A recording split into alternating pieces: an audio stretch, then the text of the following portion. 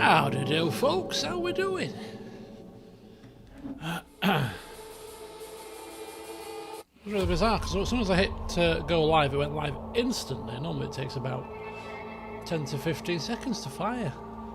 Almost sprung up on me very swiftly. Right. Good to see you all.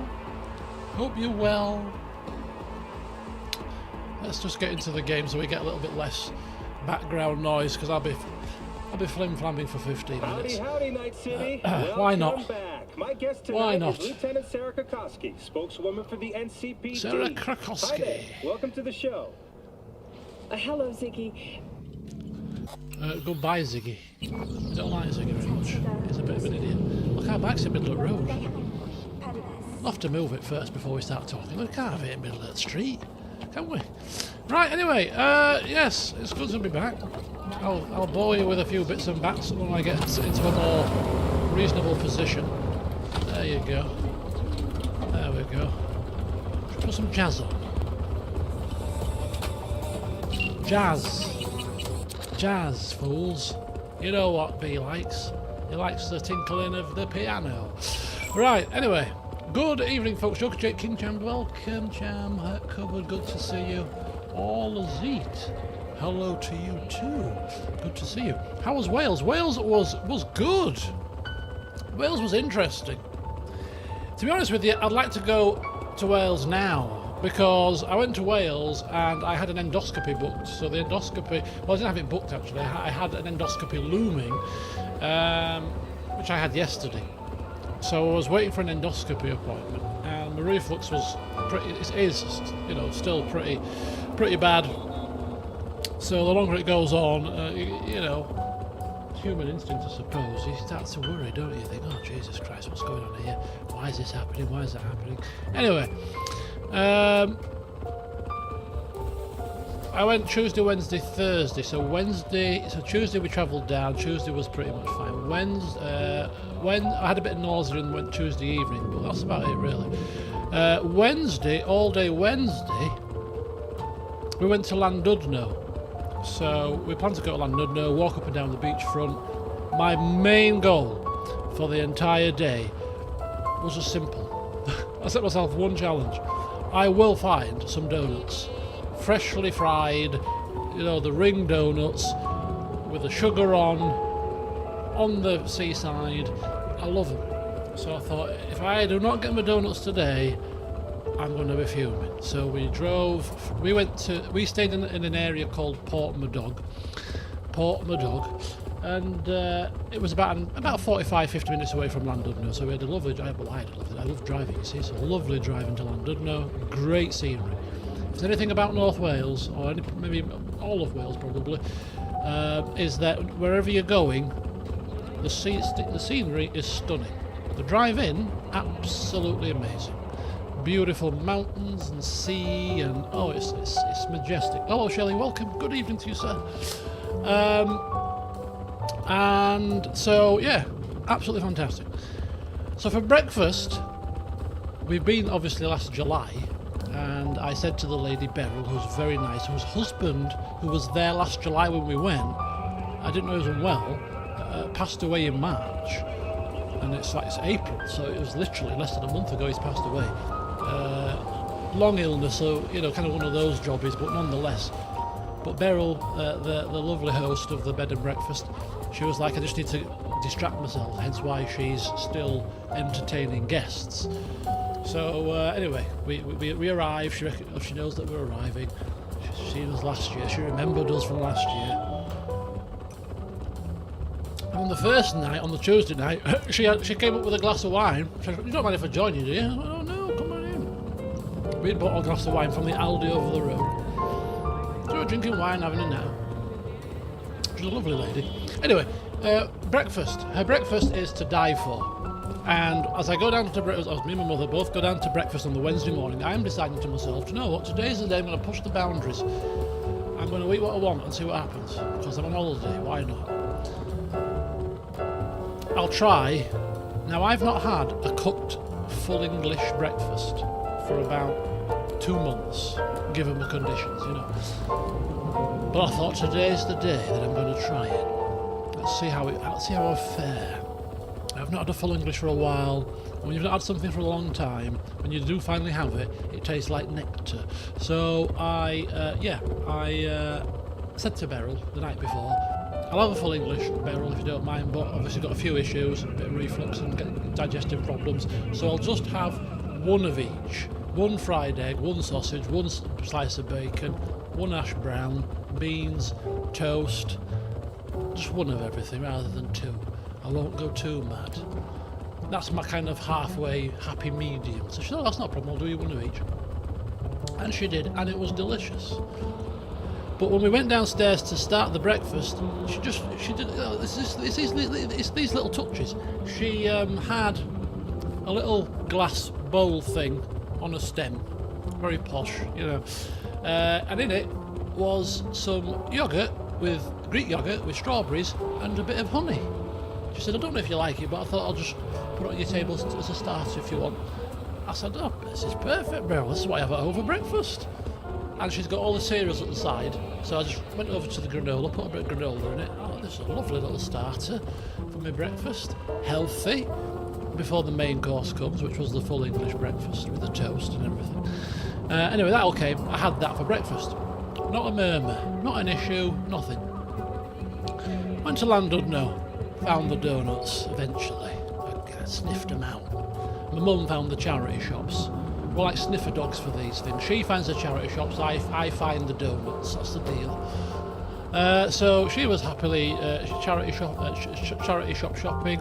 I even bought myself a Ben Sherman top. Not in a charity shop, in an ex-catalogue shop. £10 off. It was 25 quid, I got it for 12 quid, so just a bit more than 10 off. And I don't usually buy clothing on the hoof. I usually have to have it written down on a list. That's what I'm going for. I don't usually browse and buy. I browsed and I thought, oh, that looks nice, look at that. Nice little zippy thing, blue, two-tone blue, very nice. It's Ben Sherman, you know, it's a decent brand. I thought, oh, hang on a second. I said to the woman, can I go try this on? I never try things on in fitting rooms, I just buy them. I thought, you know, it'll fit. I don't know what came over me. Went to the changing room, tried on the large, thought it's a bit baggy, a bit too large. I've lost a bit of weight recently.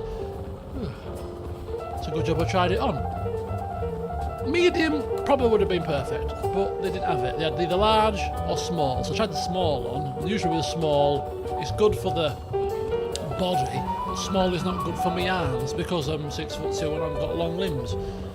So I thought it's going to be the sleeves that are going to be the issue with this small, probably. Let's try it on. The sleeves were just about alright. Yeah, it could have been a tiny bit longer, but nothing like that's halfway up your arm job. It was decent, so I thought, you know what, for £12, I'll take a small. If I put any more weight on, it might be a bit of a squeeze in here, but you know what?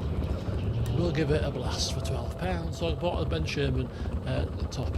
Mum bought loads of stuff in the charity shop. I think she went into about 8 different charity shops. Anyway, I got my donuts.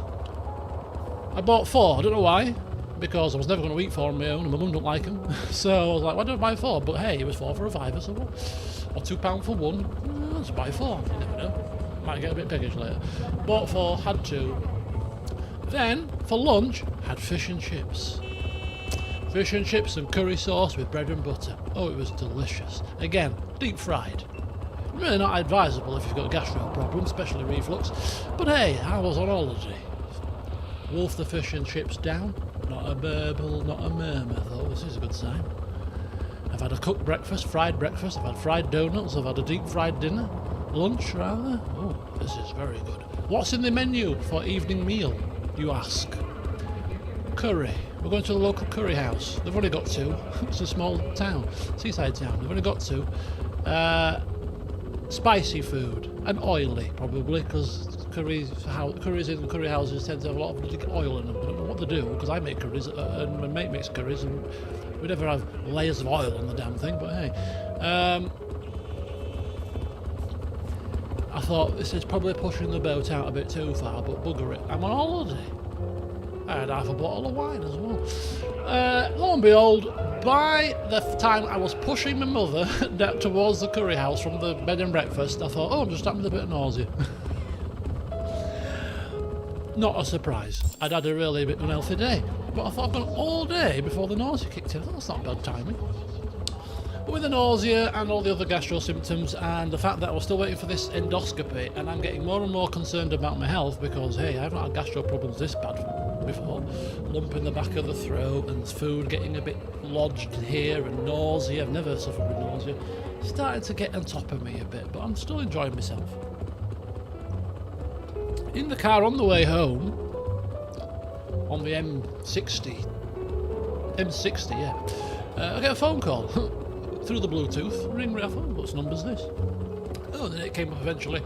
Eccles Hill Treatment Centre, which is in Bradford.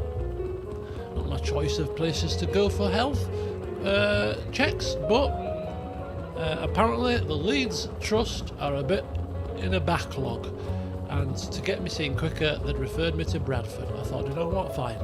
If it gets me seen quicker, I'll travel 60 miles if you want. I ain't bothered. Anyway, so yeah, that was on Thursday. She says, oh, we've got an appointment on Saturday. I'm like, what this Saturday? She went, yeah. I went, oh, that's quick. The doctor only made the referral last week. Come on, Jesus. This is very efficient service. Just like the NHS for some things, but for this kind of thing, they've been on the ball. I said, yep, I'll be free Saturday. So that was yesterday. So yeah, I had the camera down for the third time, and it doesn't get any less unpleasant, that procedure. If you've ever had an endoscopy, you know what I'm talking about. If you've never had one, never have one, if you can help it, because it's not good. It's horrific, if I'm being blunt, but it's a necessary evil. So camera went down, and this time it was really bizarre because obviously I knew what to expect. Third time. I said to him, it's my third time, I'm a seasoned veteran. I had to have a laugh and a joke with people while I can, ease the tension a bit, in my own head. I'm a seasoned veteran. She says, sit on the chair, lay back. And I'm thinking, well, I've never started in this position before. Normally I'm stood up when you do all the throat spray stuff and you do. So I don't have the sedation. I don't want sedation. I want to be compos mentis. I want to drive. So I just have the throat spray. Oh, I hurt cupboard.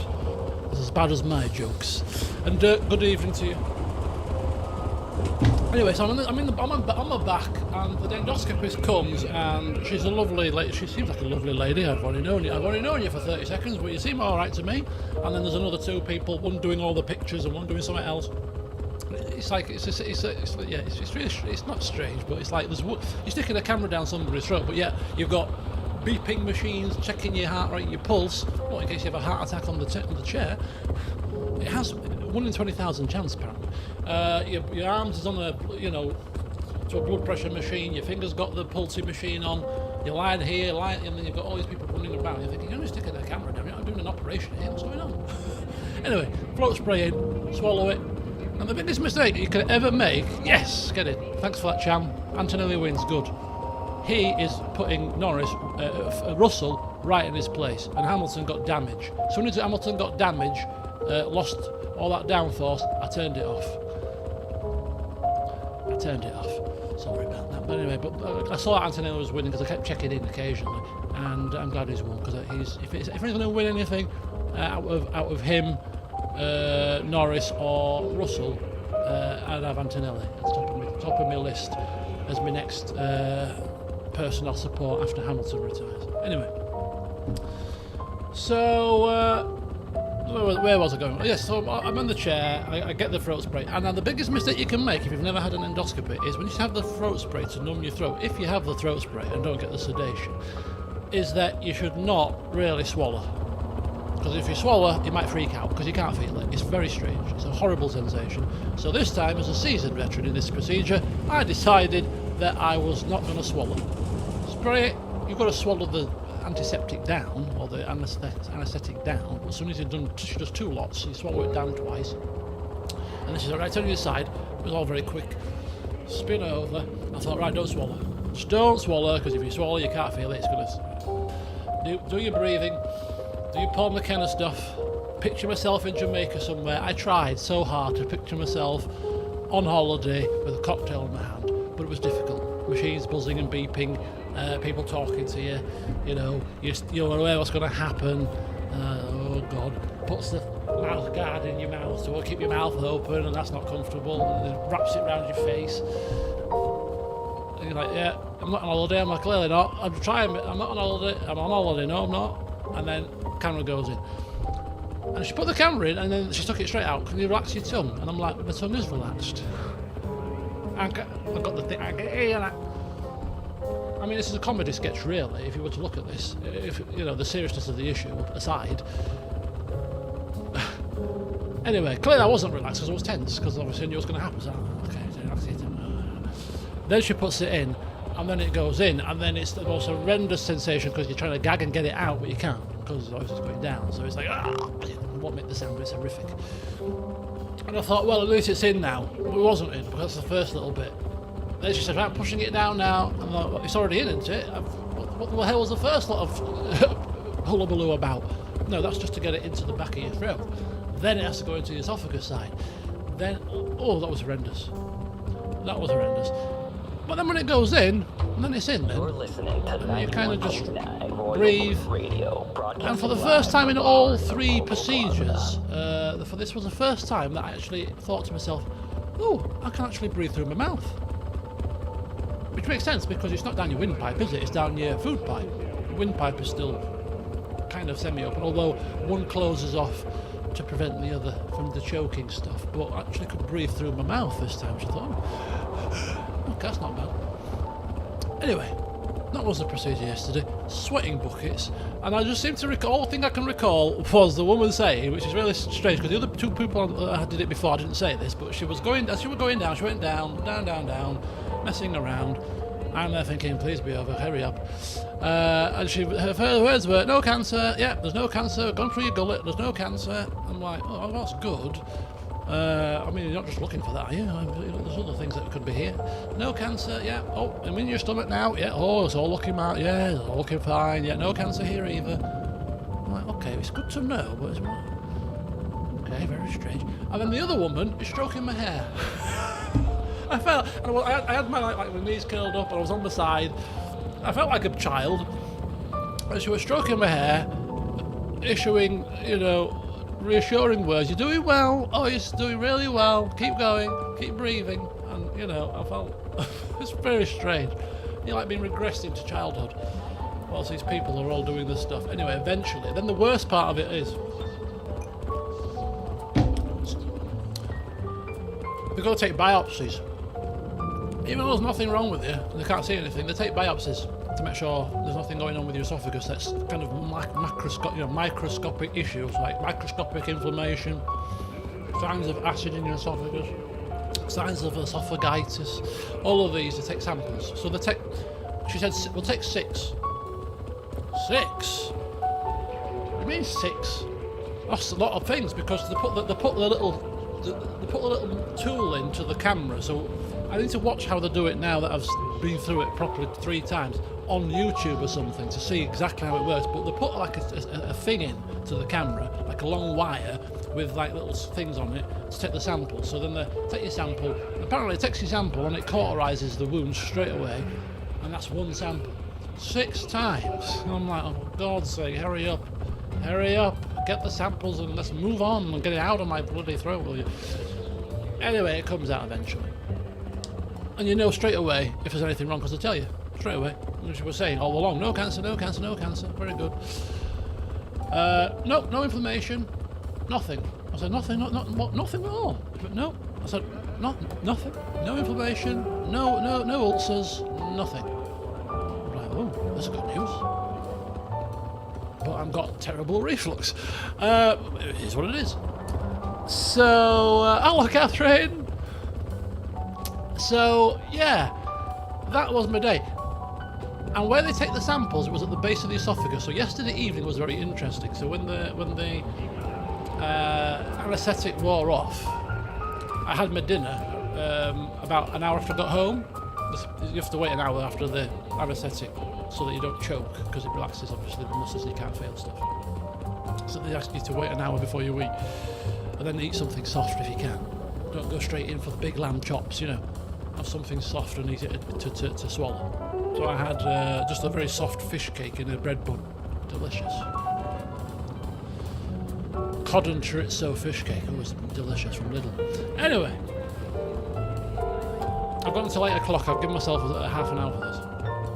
And I'm drinking, Shelley, and any other rum fans, because we've got no Coke, I'm drinking Iron Brew with Kraken. Kraken with Iron Brew. It's a strange mix, but it actually works. Quite nice. Very sweet, very delicious. I know, right? Stroking my head. When you're in that position and you've got something stuck down your throat, I'm telling you, you'll take anything you can get at this point. Stroke my head, stroke my hand, hold my hand. The last nurse from last December 24, when I had it done, she held my hand. Anything to get me through this ordeal. So yeah.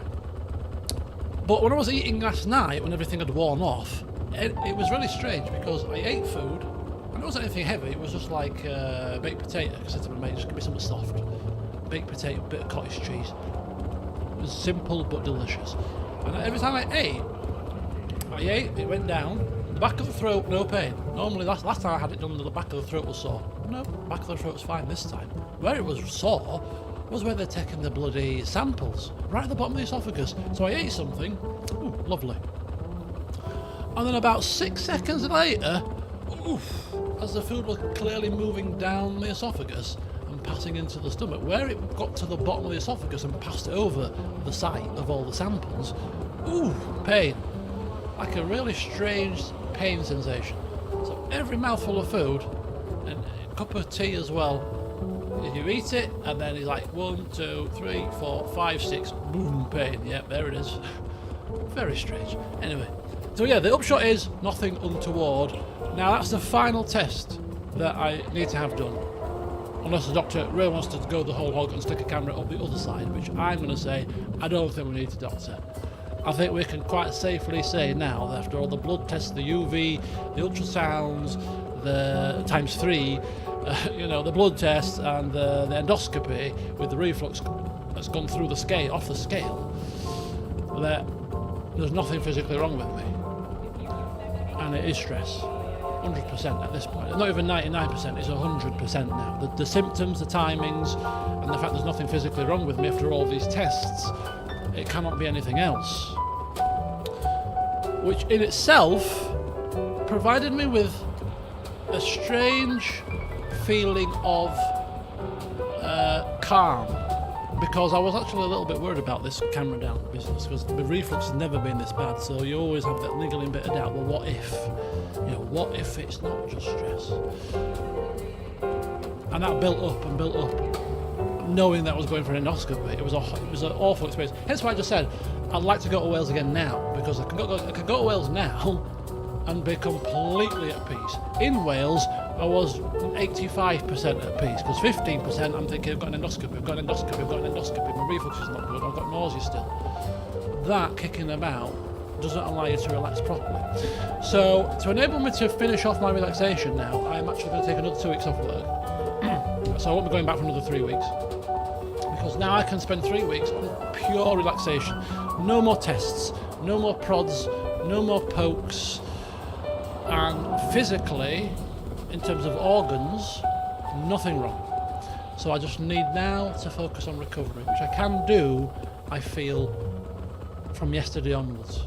So I'm going to get another sick note for another 2 weeks. I was thinking another 4, and I thought, no, I don't need 4. I just need another 3 weeks from now, just to focus on meditation, yoga, eating healthy, and getting this damn muscle tension sorted, because it's the muscle tension now that is the massive pain in the arse. Every time I do any exercise, I could just walk, and it's like the next day stiff as a board, like I've run a marathon. So we need to work on this, but we will do. So yeah, I've had a glass of wine already this evening, because we bought wine in Wales and I didn't finish it. So it's a nice pink Moscato, nice and sweet.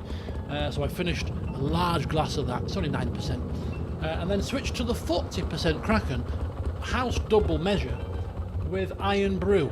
As I said, strange mix, but when you've got nothing else in the house, Iron Brew we'll have to do. It reminds me of the days when you used to have that WKD Iron Brew version as a child, or as a young teenager, I should say. Old enough to drink, of course. Right. So there you go. There's my tales of, not of woe, tales of happiness. Good result. But yeah, for those of you that weren't in that didn't see the Discord server, I was to finish off, and then we'll start playing the game. And I'll just quickly look at the chat, make sure I'm not missing anything, and then we'll play. My mum likes a charity shop, and there was about 8 charity shops in Llandudno. And I said to her, do you know what? We're both on holiday. I'll let you, because I hate it. I hate charity shops. I'll allow it. I'll be chilled about it. You knock yourselves out in your charity shops. I'll just chill out and do what I need to do. So she went into all of them, all 8 of them, bought a stack of stuff. But there was a couple as we were going to get to the fish and chips. So I knew where the fish and chip shop was because I'd scouted it out while she was in the first charity shop. So I thought, while you're in there, I'll do a recce of the town to see what's here, what's there, where we're going to have lunch. And I was like, I found this fish and chip place. Oh, we'll have lunch here. So there's another couple of charity shops on the way back to the fish and chip place because we did like a bit of a lap of the town. So there was another 2. So I said, oh, there's one over there. Well, she spotted it actually. Oh, there's one over there. So I said, is there? Are you sure? Are you sure? Are you seeing things? Oh, there is one. Oxfam. Okay, fine. So I said, look, I'm not pushing you over the road now. You run over the road. Run. Disabled. Blue badge holder here. You run over the road. Hobble. I'll stay with the wheelchair here. So she went over to go shopping in the charity shop to look around, browse. I was on the curbside. It's bright sunshine. I'll sit on the floor. I'm not bothered. There's no benches here. I could have sat in the wheelchair really and taken the bags out, but I thought, no, I'll sit on the curbside. It's fine. With the wheelchair next to me. I must have looked like a sad sight, or in need of help, because an old man came literally within 2 minutes of me sitting down, and he says, "Oh, do you need some help? Can I help you?" I'm like, "Oh, no, this is my mother's wheelchair. She's in there. I'm just sitting and chilling out. I'm fine, thank you. This is not my wheelchair. I've not fallen out of it. Don't worry." I went, "Oh, no problem." And off he totters, and I thought, I didn't think of that. I look like I could have fallen out of a chair. And then about 5 minutes later, I'm on my phone, messing around, and then, "Oh, can I help you?" I'm like, "Oh, hello, another guy." I said, "Oh no, it's not my wheelchair." I said, "It's my mother's wheelchair. She's in there. I'm sat here. I'm just sitting and chilling out." He went, "Oh, no worries." And then he was about to go, and he spun on his heels and said, "Are you on YouTube?" I'm in the middle of Llandudno, for heaven's sake. I've not got the biggest following. I said, "Yeah, I do actually, yeah, video games." He said, yeah, I've watched you for a while." I said, oh, well, pleased to meet you. I didn't know his name, I just held my hand out, just kind of natural instinct, and he shook my hand, and he said, "Oh, good to see you," and off he went. And I was like, felt like a celebrity for the day. I thought, oh, I could have given my autograph. Yeah, very strange experience. Like, yeah, and she came out of the charity shop, and we went on our merry way, and I thought, oh, very good indeed. So yeah, Wales was nice. It was very nice, and so nice. Now, bearing in mind that when I go to stay away for breaks away in the UK, I don't go to the same place twice. I go to different places, different areas, different parts of the Lake District, different hotels. I never go to the same hotel twice, because why would you? You want to see different things. So this is the second time we've been to this guest house, this B&B, and there's just something about it that's grabbed me, because when I paint this picture to you, right, and I might plan a bit longer than I planned to, but hey, you know what I'm like. There's an Aldi bang opposite the house, so when you need something, you just pop out and you go to the Aldi. Toothbrush, Mum forgot a toothbrush. I said, just go to Aldi over the road. Oh yeah. Soap, forgot the soap. Oh, just go over. Got some Imperial leather. Stocked up on the wine. Got some treats, even got some instant coffee, like the caramel latte sachets to have on a night time, before, whilst you're watching a movie, and some dippy biscuits as well. If the Aldi's not sufficient, there's a Lidl. Another 25 metres up the road. If you wanted to go to Lidl, but the Aldi was more than sufficient. If Lidl and Aldi don't float your boat, there's a Tesco's. A 5-minute walk that way. Everything on your doorstep, what you need. There's a police station round the corner. There's a hospital about half a mile up the road. This is a little town in Wales where you think you'd be miles away from civilization because there's mountains there. Mountains. Beautiful scenery. And yet I've got shops on my doorstep. I've got a police station there if something kicks off. PCSO's walking up and down the street. I've got a hospital just there if I fall down and break an ankle. I've got a curry house around the corner, a very posh restaurant which is very nice. I've got a Chinese takeaway there and a fish and chip place. I mean, location? You could not ask for a better location. And where it is, you can get to anywhere in North Wales from there. Very easily. Carnarvon, Bangor, Llandudno, all the surrounding villages. All easily accessible. So I'm going again in July for the 3rd time. I'm taking my mate with me and a dog. And my mother as well. Before of us, yeah. Three humans and an animal companion because she takes dogs. She likes dogs. She says, yeah, oh, you can bring your pets, no problem. So we have booked the entire... Oh, sorry, she's only a small place, so she's only got 2 rooms. So I said, I'll book the 2 rooms end of July whenever you've got any availability. And so we booked it. So we're going again for the 3rd time, which is unprecedented. I would never usually do that, but there's just something about that little spot in Wales. The drive-in, she's really nice. Her breakfast is to die for. She's very attentive. I even helped her carry her plant pots in. She got some plant pots with the gans in her. She said, "Can you help me carry them in? I can't carry them." I said, "I'll help her. I'll help you carry them in. Don't worry." Carried all the plant pots in for her. Helped her with the boiler. This is not me. I'm not technical. It just needed to be screwed in properly, but she couldn't do the screw thing because she's got arthritis. I said, "I'll do it." Screwed it in. She knocked us money off the room as repeat customers and for helping out. I was like, oh, she's so sweet. So I'm going back a 3rd time.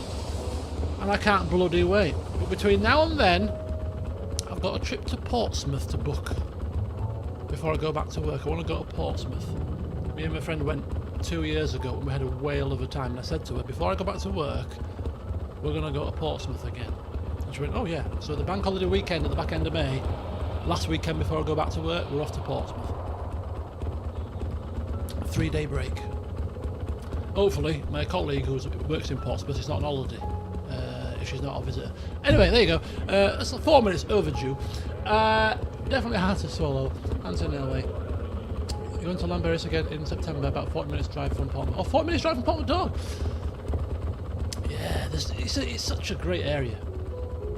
I just love the drive in. It's absolutely fantastic. Absolutely fantastic. Llanberis.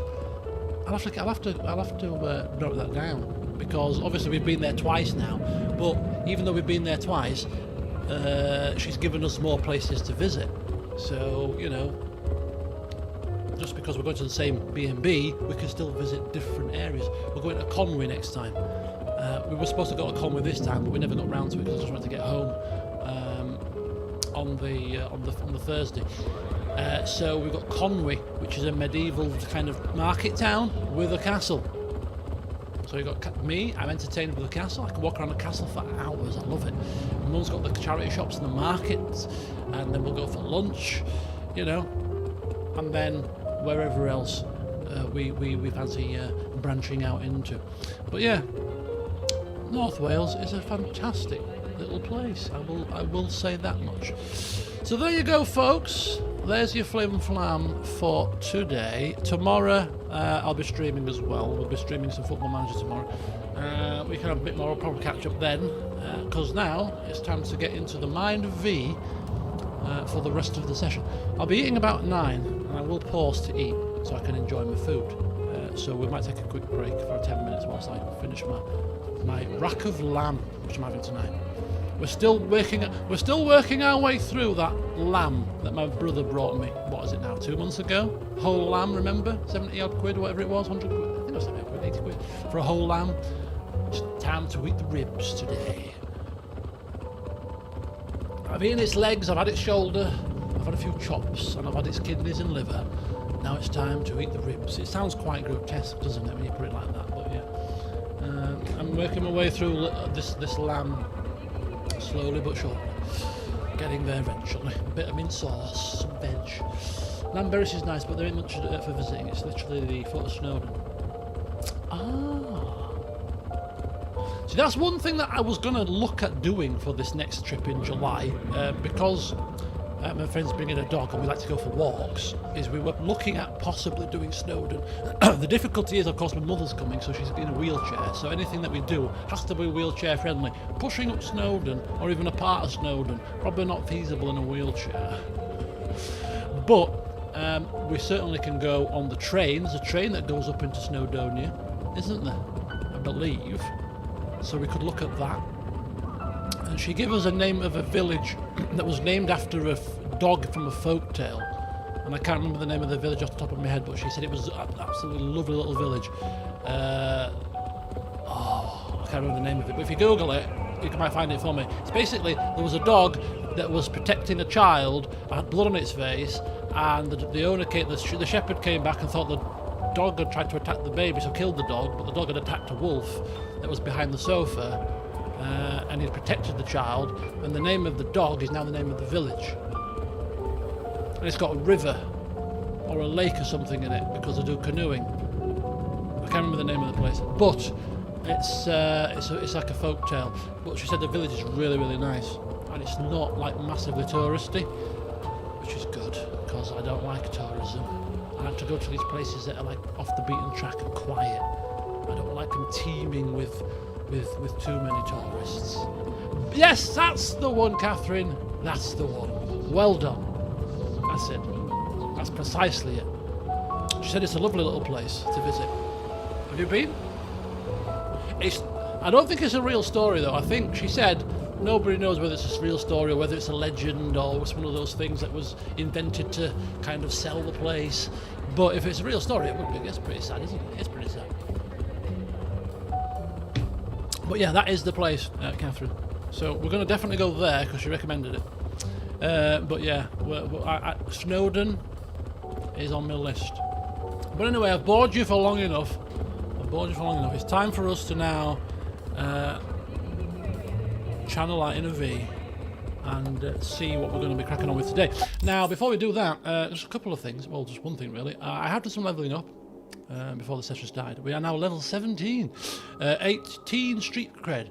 We have maxed out our reflexes and we have put our points up the line here so that we've got finishers. You may have noticed in the past couple of sessions we've had the finisher icon come up. I have never never performed a finisher just yet, but we'll be working on that today. And we have now got slaughterhouse as well, so we can increase bleeding with all attacks, with counter attacks, with deflected bullets, and that makes people more susceptible for finishers. We've got an extra finisher range, and then we'll finish off getting these two and probably that one. And then we're going to go completely into the cool line, which we have already started now, to look at getting the throwing knives stuff. Oh, he's got relatives there. Well, isn't this such a small world? When they say it's a small world, it really, really is. It really is. So yeah, we're going to go with the throwing knives line next and the cool line. One thing that I've realised about the build that I've been doing, I'm just pumping everything into reflexes, there's a lot of like conversation prompts, you know, for like cool, you know, there's things you could say if you had cool level 9 or whatever, cool level 7, which makes me think I should have probably leveled up a little bit more evenly rather than powering into one line first, because there's been some cool options in the selections of the conversations that I've really thought to myself, oh, I would have liked to have said that. So we're powering into cool now, so hopefully we'll get all the cool and reflex options that our hearts desire going forward. Once I've maxed out cool, we'll do a little bit of tech to finish off, and that's pretty much going to be it. But yeah, So I just thought I'd give you a bit of a glance at the build, because obviously you don't get to see that too much when we're role playing away. And finally, before we do dive into the game, I'm not working tomorrow, and a lot of people might not be in the UK, particularly because it's bank holiday weekend, which means a lot of you might have tomorrow off with me. So this might go till about 11 o'clock tonight, this stream. So brace yourself. But yeah, I was going to say something. There was a reason for that. Me harping on about that. But what was I getting at? I can't remember. You're on double time. I mean, double time will get me out of bed. I tell you that much. But yeah, tomorrow is lying in bed day. No, it's not. It's getting up early. I'm getting up at 8. I'm getting up at 8, and I've got things to do. I've got yoga to do. I'm really enjoying the yoga sessions. Anyway. Oh, that was it. I was going to talking about, yes. So on holiday, I have time to think, and time not to be worried about stuff, and you know, it's just nice not to be affixed to a desk, to a screen, to the usual routine. Whilst I was away, I thought to myself, right, obviously really enjoying this, pumping as many videos out of this as I possibly can over the next 3 weeks. Now that I've not got all the prodding and the poking hanging over me, expect a quickened pace with some of the uploads. Blink and you might miss some stuff, because I'm going to be completely and utterly diving into a lot of videos now for the next 3 weeks. We're going to finish Football Manager, but I did think to myself, and I was kind of going to open it up to a poll. I was going to open it up to you guys to help me decide what was going to replace Football Manager when it finally finishes. Because I'm saying finally, because it started a little while ago. We've not done a video for like 2 months on it, but we're going to start it up and finish it off. And I finally decided before going on. Well, I started to play Mount & Blade Warband, no, Mount & Blade 2 Bannerlord before I went to Wales, and I had 2 nights before I went to Wales where I thought, let me just sit down and play this game properly. Let me do a bit of research, let me do a bit of reading, and let me. Somebody might balk at this, but it was so much good fun. I can't even explain to you how much fun I had doing it. Is I booted up AI, and I give it some parameters, basically to say that I'm going to be playing Mount & Blade 2 Bannerlord with a certain character, and I want you to do 2 things for me. I want you to be my makeshift advisor, so like a character. You're going to be a character in the role play, but also because you can recruit hirelings, right? You can recruit people. Obviously, you can recruit lots of people. You can build an army. But I said for at least the first 10 people that we recruit, I want you to assist in creating characters with me. So I thought, let me give that the parameters, and I created a project because I'm paying for ChatGPT. You know, whatever it is, £20 a month or whatever. Put a project up, and then started to play. So I created a character. I gave the character a name. I give my advisor a name and give him some parameters. And then we started to recruit people. And then it brought forward a character to recruit. You know, it brought forward basically a character. This is such and such, all properly named in the culture that we were, a Asarai culture. Give it a backstory. Now, I'm part of this process, so if I didn't like what it was saying, I said, no, we're going to tweak that, and I want this to be the case, and we created. So I recruited like 5 characters, and the characters were created, and the backstories were created, and then me and the AI together were creating this role play story, which was absolutely. It was so much fun because we ended up in a situation where I was a trader. We're going to be playing as a trader when we play this. We were doing certain stuff, and we ended up with some beer, and this whole beer became the whole cornerstone of the story, because we bought this beer on the proviso that beer was going to sell well in this, I can't remember the name of the town that we come from, the Asarai town that we started at with Jameer. And the rumours were that the beer's going to sell really well, so I bought this beer thinking it was going to sell really well. The rumours say it's going to sell really well, and we got there and the beer was horrendous price, so we didn't sell it. And this beer could not be sold anywhere. No, can't sell it there, can't sell it here. And then the whole beer became part of the story. And one character was created, which was really, really good fun, because this character was talkative, was a bit aloof, a bit foolish, but just was the morale bringer to the party. And this character, as we were developing through, and I'm giving my take on what my character's interacting with that character like, and I found myself lost in this story. It was surreal, honestly. So I've decided that I'm going to play Mount and Blade Warband, Bannerlord rather, Mount and Blade 2 Bannerlord, as my next series after Football Manager's finished, and we're going to do something quite similar. It's going to be very narrative driven. And we're going to create a story out of what might seem to be simplistic things. So like I've watched a lot of Bannerlord. I've watched a lot of Bannerlord playthroughs of people. And what happens is people do things quickly. So like recruiting characters, you know, to get your 10 or to get your 12 or however many you want, it's just like click, click, click, click, click, click, fast forward the time, yep, get that, get a horse, get some pack animals. You can do all that very quickly and very easily, and then off you go. And whereas in my head, I'm like, well, no, we'll recruit some characters, but we need to know who these characters are. We need to know where they come from. We need to develop the story with them. And this is just like 5 to 6 hirelings, basically. Random hirelings that can be leveled up into different bits and different things. Giving them stories, giving them character, bringing them to life. And rather than just running through town after town and looking which things you can sell here, there, bring it to life a bit. It's just so much more fun. So literally, I think we can have some fun with that. So we're gonna be playing probably as a trader, but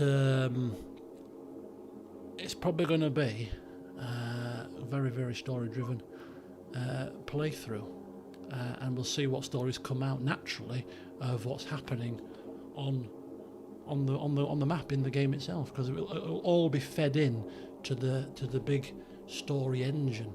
So yeah.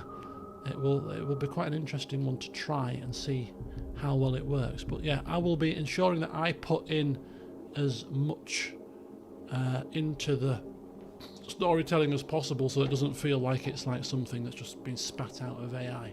I don't want that. I want the AI to provide certain things, but not the context of a lot of it, if that makes sense. But anyway, there you go. Right, we'll have to put a timestamp on this video so that people watching it afterwards. It's been talking for 40 minutes here. 50 minutes. Anyway, thanks for listening, folks. Hope you've took some away from that. Yeah, I didn't ask who it was. It's a bit of a strange experience. And Three Kingdoms will come. It will be coming, just like football's coming home for England in football. You know. 3 Kingdoms will be coming home soon, just not for the foreseeable short-term future. Right, anyway, without further ado, I've bored you now for far too long with random nonsense, so we'll crack on as we see what V gets up to today. Was it 8 years ago? It wasn't 8 years, was it? It wasn't. Don't be ridiculous, champ. 8 bloody years.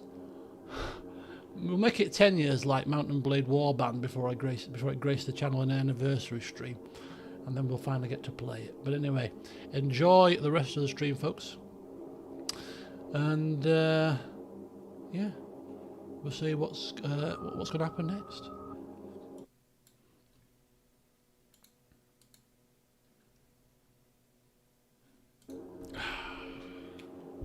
One last sip of my drink and then we're off.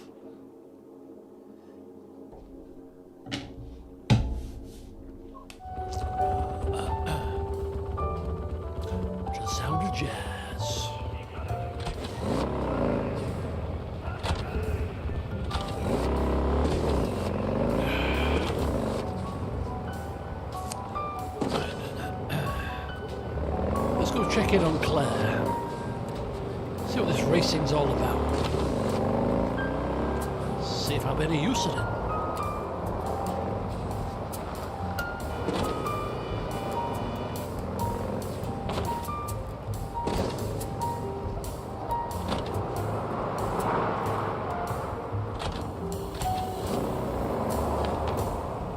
Don't fucking stop! Keep firing!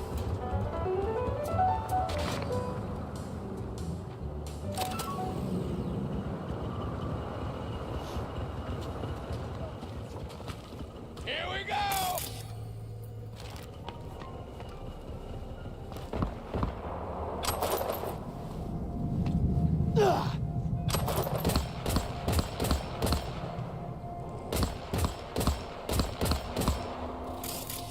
Here we go! 6th Street Gang.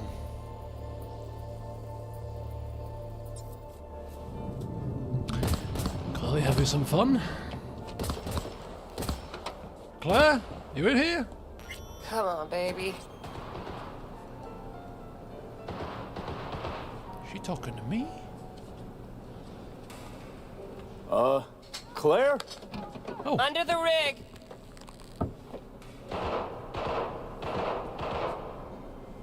Here we go! as far as four-wheeled vehicles go, not bad. Hey, Claire. Hell of a machine. You know your shit and you've got good taste. Meet Beast. My pride and joy. Beast. Beer in the fridge if you want any. Thanks. So what's this about? Need a driver. Thought you might do. Might do. What's the race like? Any special rules? Lack of them, actually. You race in pairs. Driver and gunner. So, you a turret guru or a driver's ed dropout? I'm more an engine tuner. Good at it, too. And I shoot, but I'm no rally racer. I trust you're capable behind the wheel? Yeah. Yeah. I'm not bad. Sure, Claire. I'll be your driver. Okay, we got 4 races. First one's in City Center. That'll be followed by the Badlands and Santo, then Watson to finish. If I'm driving, why not use my wheels? Think it's got what it takes? This isn't just about speed. It's a gauntlet of twisted steel. Now rest easy. I don't drive a soapbox racer. Your car, mine. You'll be on the pedals. You decide.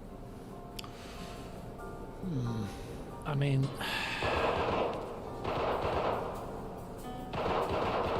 doesn't look as nimble, but Come on, you alive? yeah, I'm assessing the situation. There a carrot we're chasing after?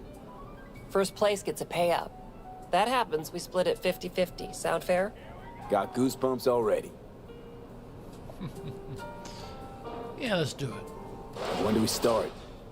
There's a qualifying ladder. Need to climb it to reach the finals. How high? Top 3 in at least 2 rallies gets our ticket stamped. Let's meet in City Center. I'll snap you the specifics. You hear the roar of over-tuned monsters? That's the place. See you there.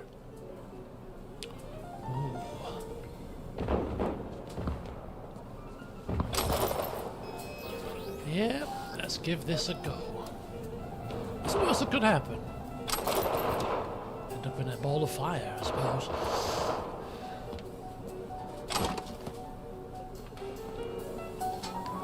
I've just realised that Claire's listening to jazz music. Clearly got some good taste.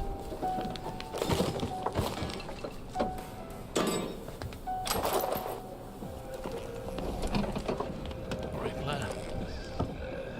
Mind if I take a few things? Never know, might need them in the races.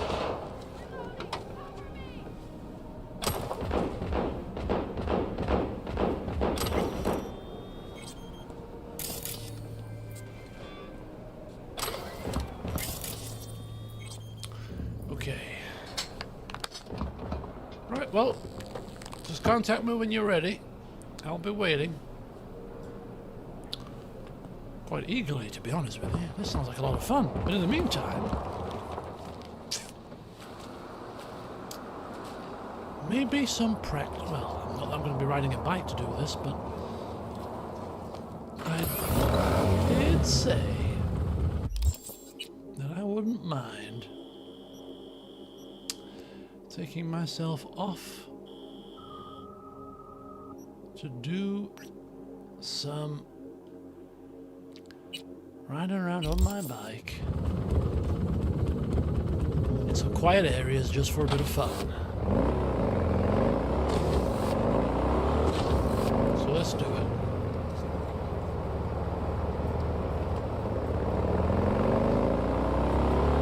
If we happen to get into some trouble on the way, then so be it.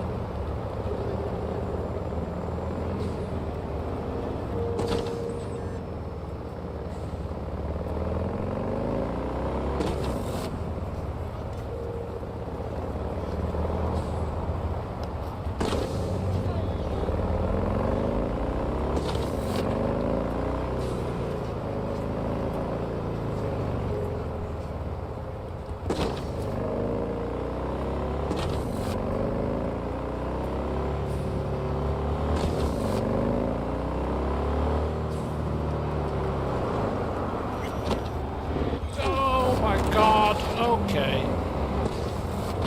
Yeah. I realize the brakes are missing. Well, the best.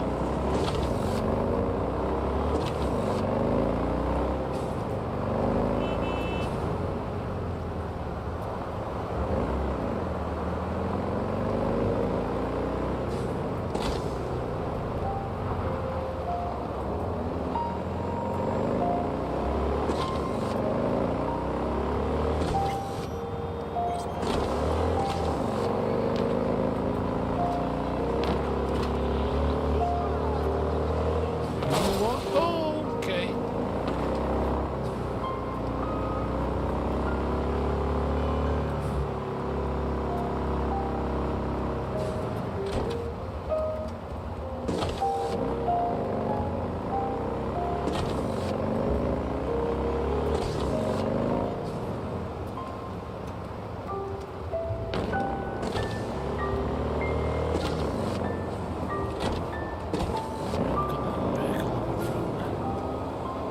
Snazzy.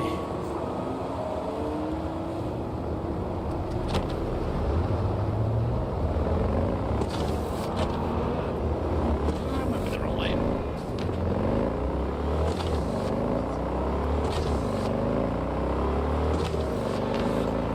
Oh, hang on. I got a ping. Oh, but they were killing yourself over.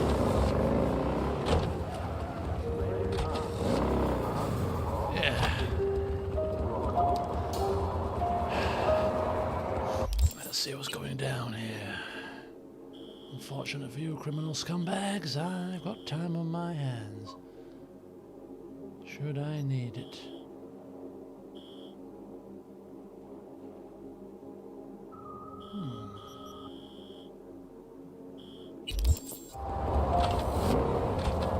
Oh, Jesus Christ. Oh my God.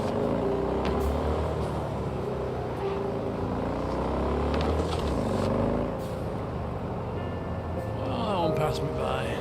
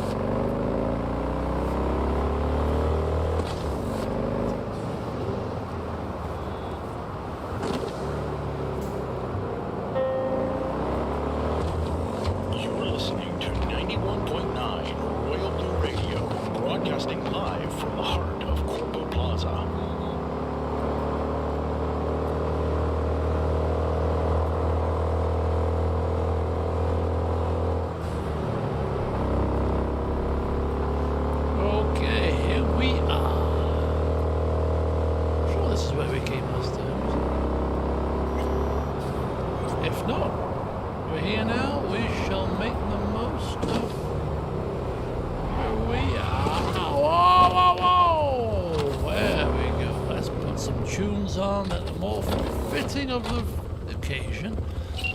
Something with a bit of drive to it.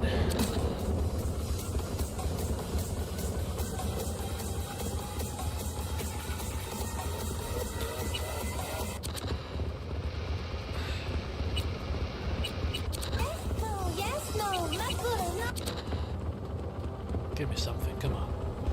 Something upbeat, something quick, something that gets the blood pumping. You play it every morning when I try to get out of bed, for heaven's sake. Now is the time to play it. What have we got?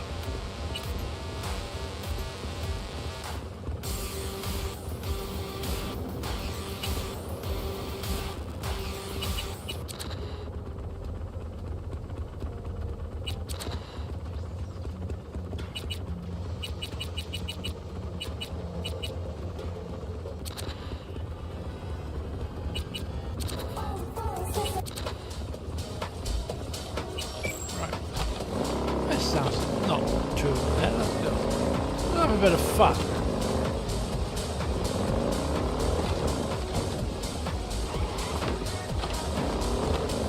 Oh! What's under there?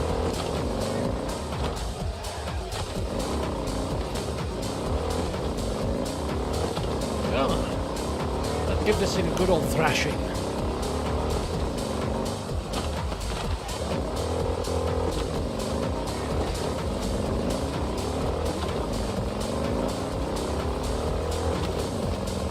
Oh, hang on.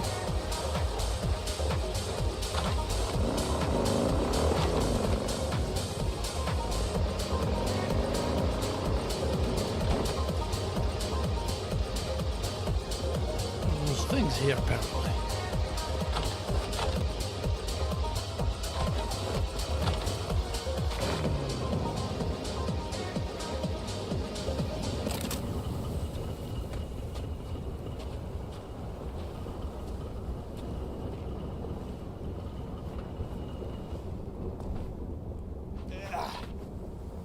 Gotta be down here, right? It's gotta be.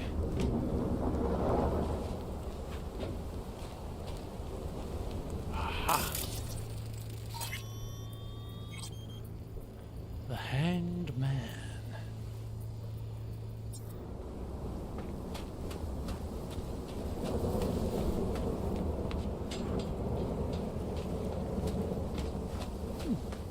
An unexpected turn up. So I only came here just to have a bit of a ride around. Free from traffic.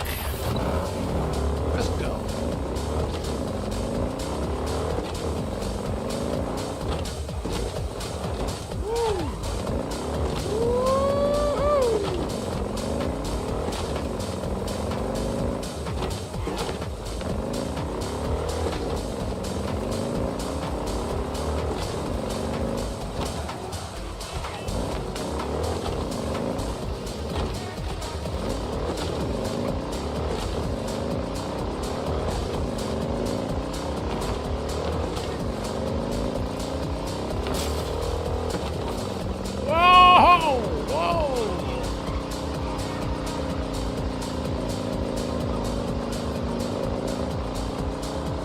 Night City.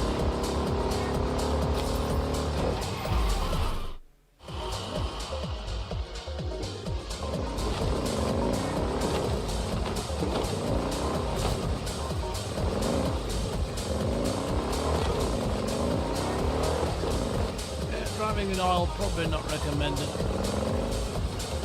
Hey.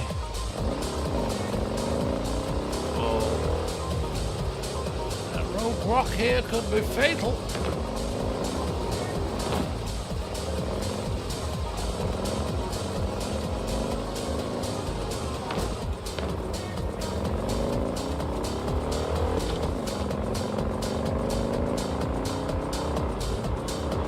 Oh, police.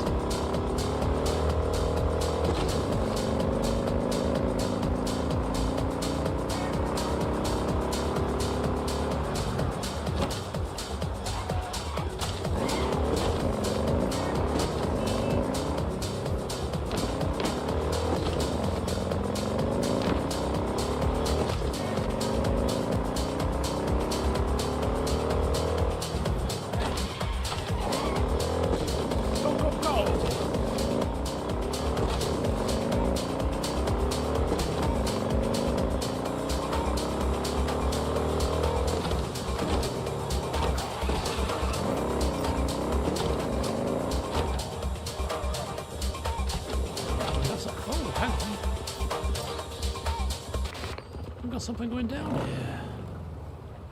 And here I am trying to enjoy a nice little bike ride. I mean, I could still enjoy a nice little bike ride, but hey. We've got some ne'er-do-wells causing the scene here. We might have to deal with them.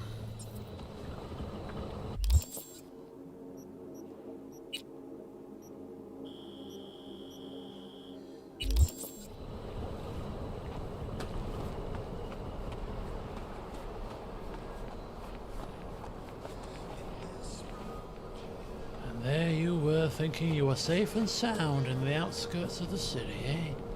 And then some nosy biker had to come along and ruin the party.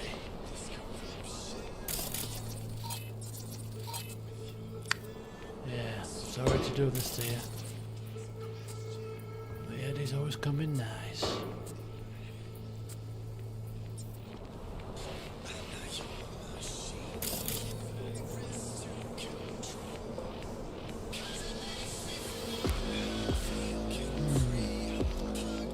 We can do this the quiet way, or we can do this the completely and utterly noisy way.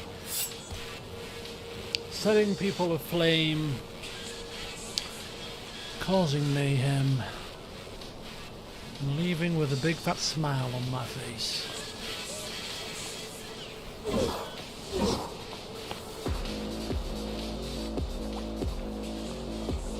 Or we could do a bit mix of the two.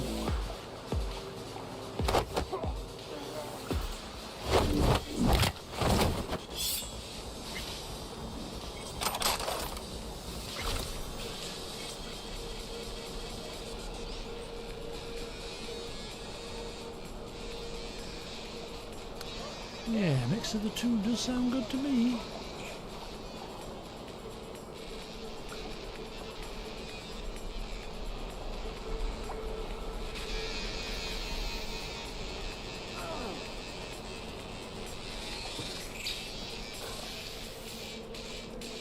What the hell's going on here? Some kind of experiments or something.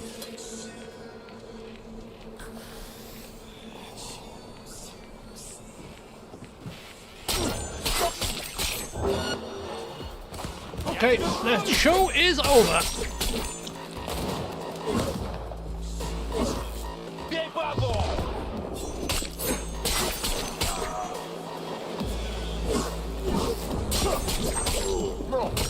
What the hell is this?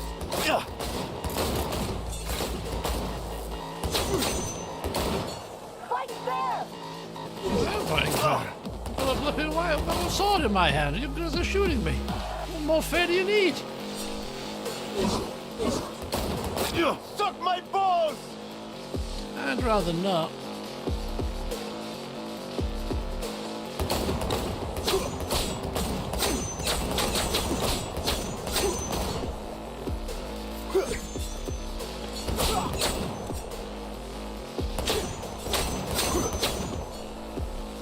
Gotta reload!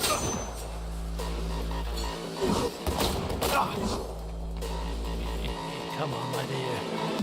Let's dance. Let's dance.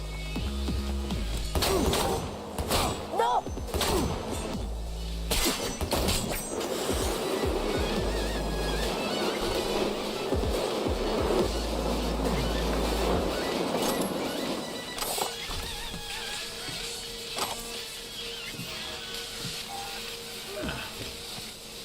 Now, take a look around here.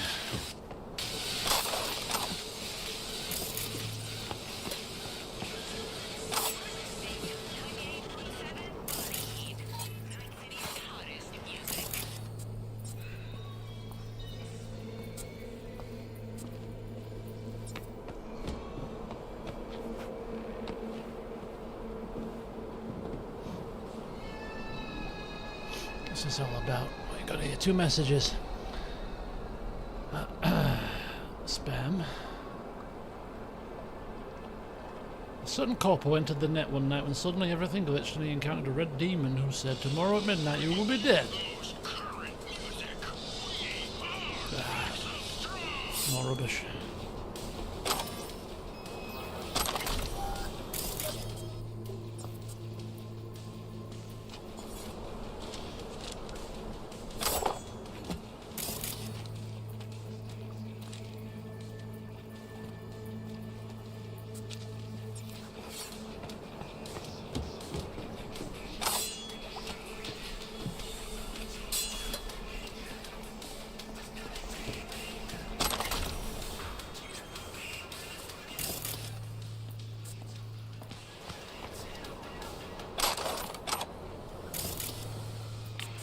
would say the threat's been neutralized, but there's got to be something here, some evidence or...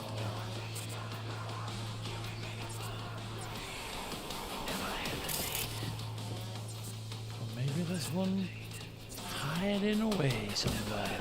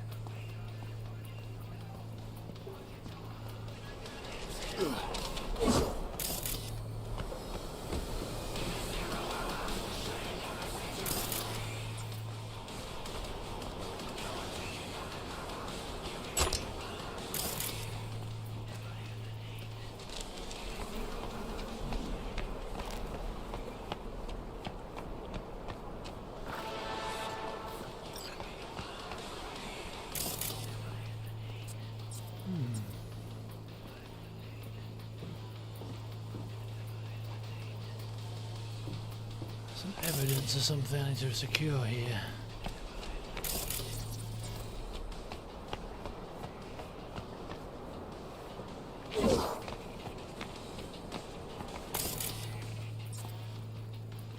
Ah, wait a second. What's this? Right there.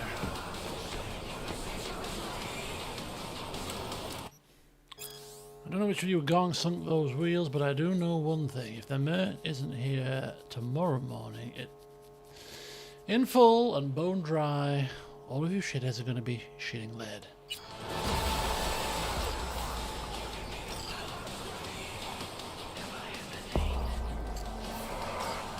Bone dry?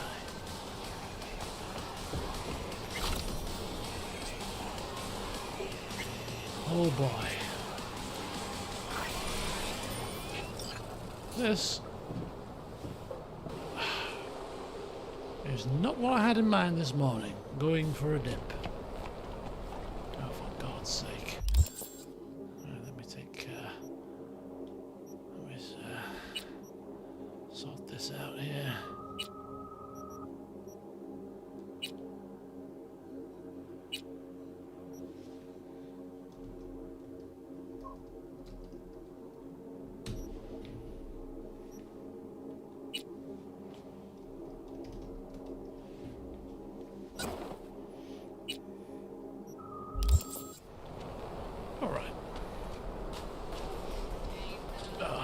This better be worth this, I'm telling you now.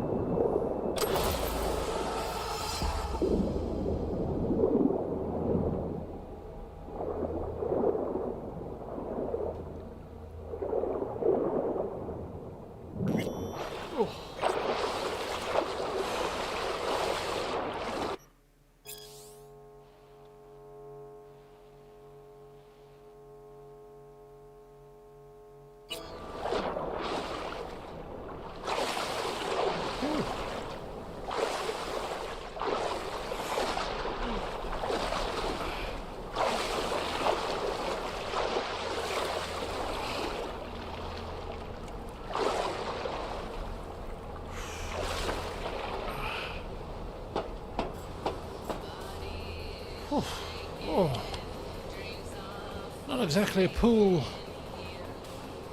by the beach, eh? Jesus.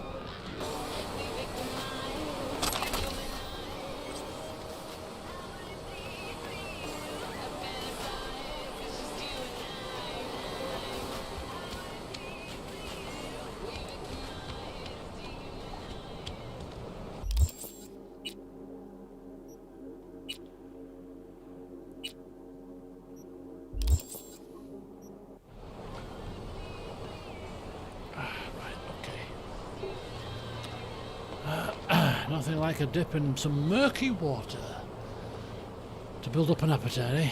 Right. What am I going to do with my day? I'm going to speak to Takamura later. Claire will ring me when she's ready.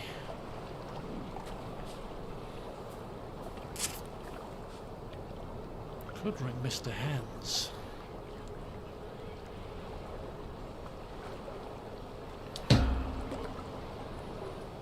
Get the lowdown on this whole voodoo thing. You know what? Let's see what he's got to say for himself.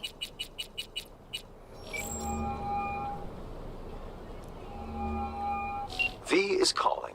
Ergo, V as well. Need to make contact with the Voodoo Boys chief, if you can swing it. Ah, straight to biz. Ultra heavy variety. The Voodoo Boys, led by one Maman Brigitte. It's no easy feat getting an audience with her.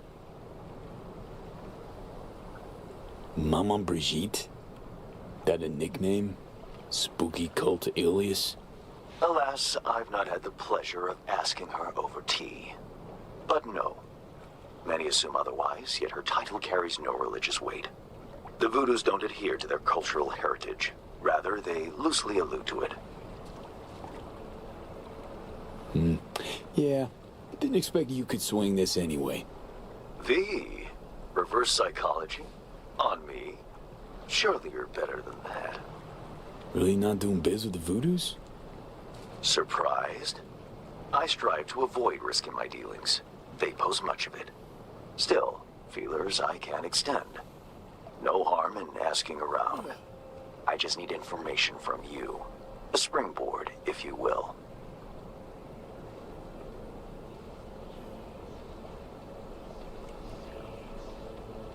Let's say there's something I got that they want. You've got something for the VDBs. Trust me, they don't want it. They don't need it. An insular bunch all round.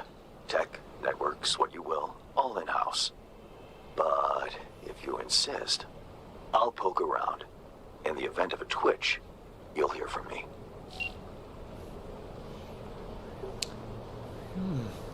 Twitch away, please do. Right. Got the feelers out there. Not going to help me right now.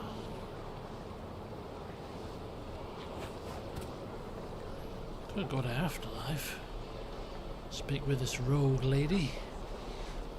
Reacquaint with Mr. Silverhand himself. She believe this whole situation?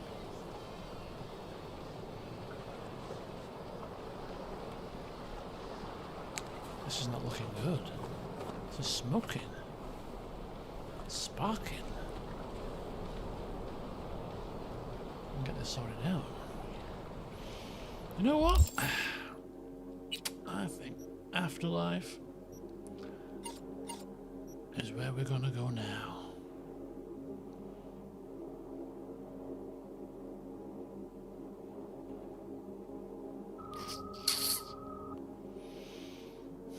Or do we go see Meredith?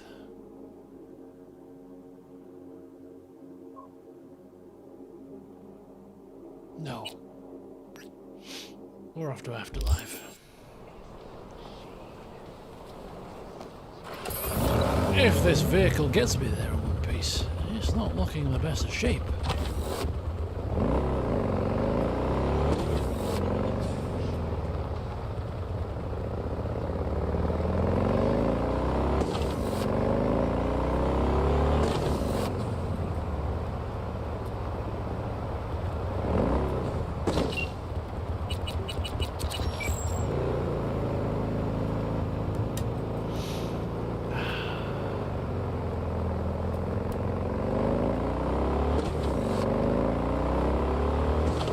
Let's enjoy a nice relaxing drive for a change, eh? Oh! Oh! Oh. I spoke too soon, it seems. I think this is...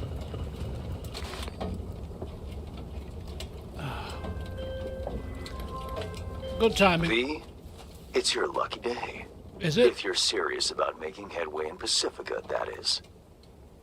Work some magic for me? As I said, whatever you're offering, the V-Boys could not, I quote, give a shit. You kept your receipt, I trust. Yet a counteroffer was forthcoming, a gig. Successful completion thereof could earn you an audience with Brigitte. Gig. Any hints on what it might be? Doesn't matter. Will it sway you? It's clear you don't intend to refuse. You'll learn all in due course. Besides, I didn't ask. Getting a word out of the Voodoos is like pulling alligator teeth. Painful for everyone involved. Okay, so who do I contact next? Church, Sloan Lane, inside by the altar. They'll know to look for you. Got it. Thanks, Hans. Alright, we got a lead. I'll follow that up shortly, but right now, my poor baby. I'm so sorry.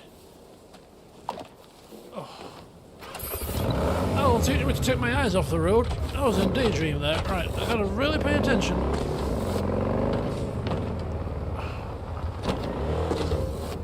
Let's try this again. Nice, relaxing, peaceful ride.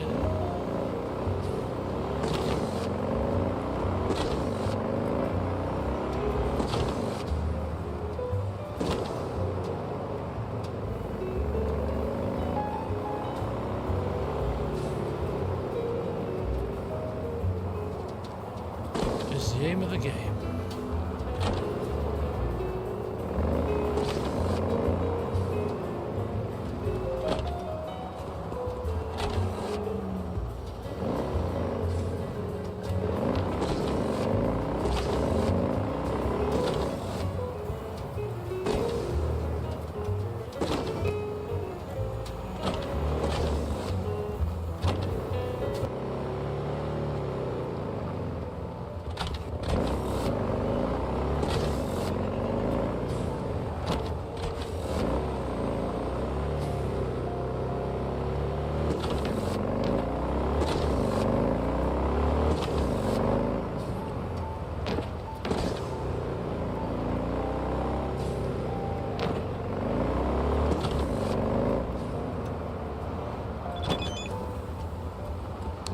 Judy, hang on.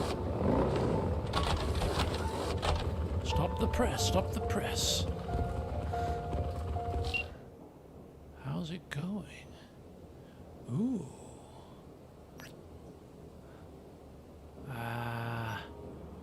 Not yet, but we're definitely working on it. Can imagine. Take care of yourself, okay? I don't want you to end up like Ev. Yeah, okay. Any improvement on Evelyn? No changes. She's trapped deep in her brain somewhere. Must be going through hell. Sorry, gotta run. See ya. Yeah, definitely see ya.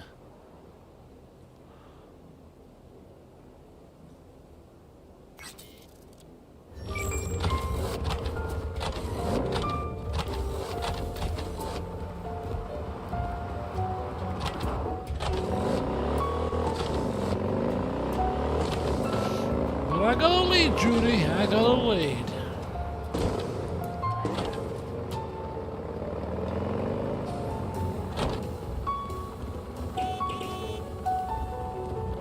I've got a lot of leads. At least 3.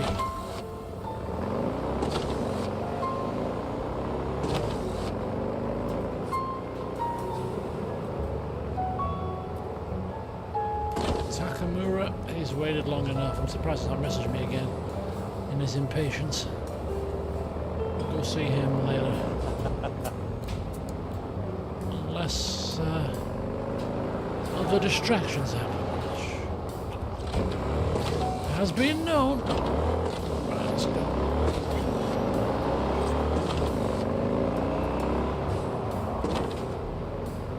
Whoa, whoa, whoa, whoa, you idiot!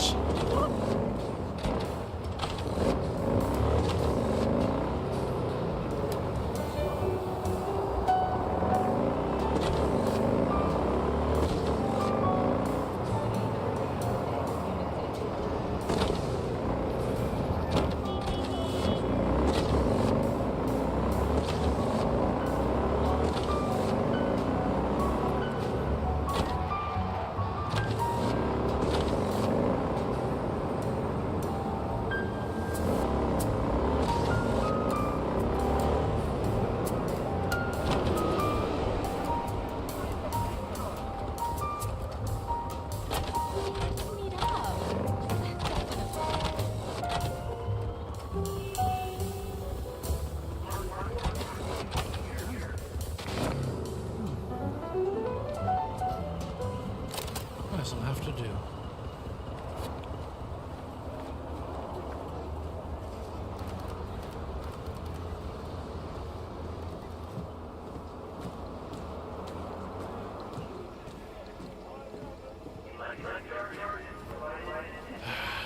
God, the last time I was here, I walked around this exact same corner. And there he was.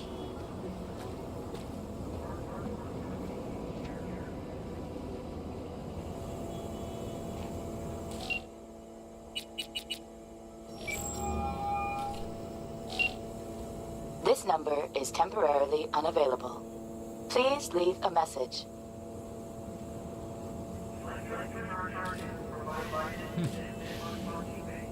So, you're never gonna guess what happened. Dex put a hit on me. I took a bullet, I died, I came back. All good until I realized I had a time bomb wedged in my brain. Feels like a goddamn movie plot. Got no idea what happened to you. Where you are, but hang tough, Mono. Oh, right. And I met Johnny Silverhand. Long story. Doubt you two get along. You always could smell bullshit a mile off.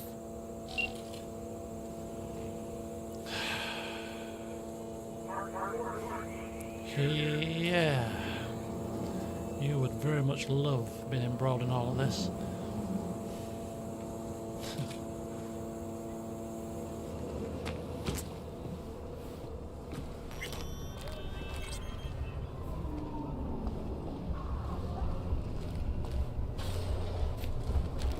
What now? Well, back up. Crack some heads open, drag the bodies inside. I told you, dog. Afterlife's all about... Hey. In you go. Facts don't mean a thing here. Thank you. That's that. Tough cookies and move on. Ah, Claire. Get you anything?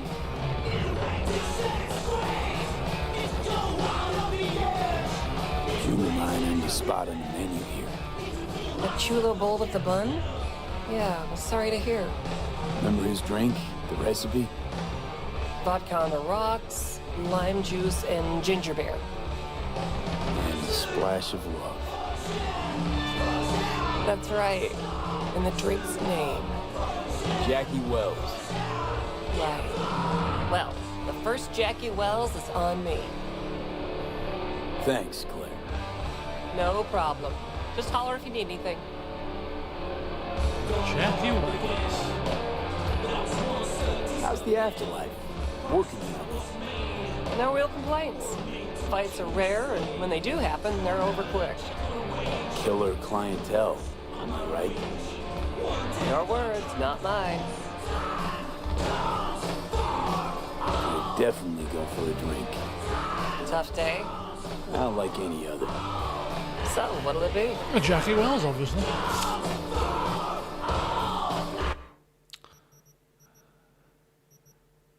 Am I asking for too much? The David Martinez.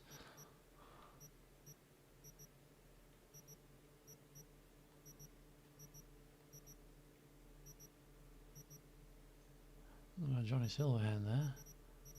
No Jackie Wells is to speak of just yet.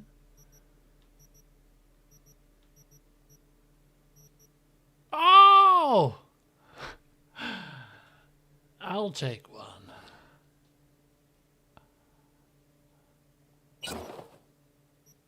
Look at that.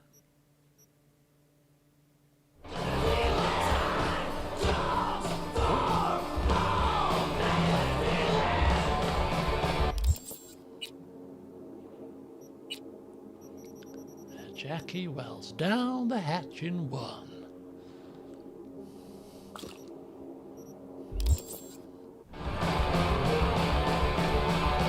Right.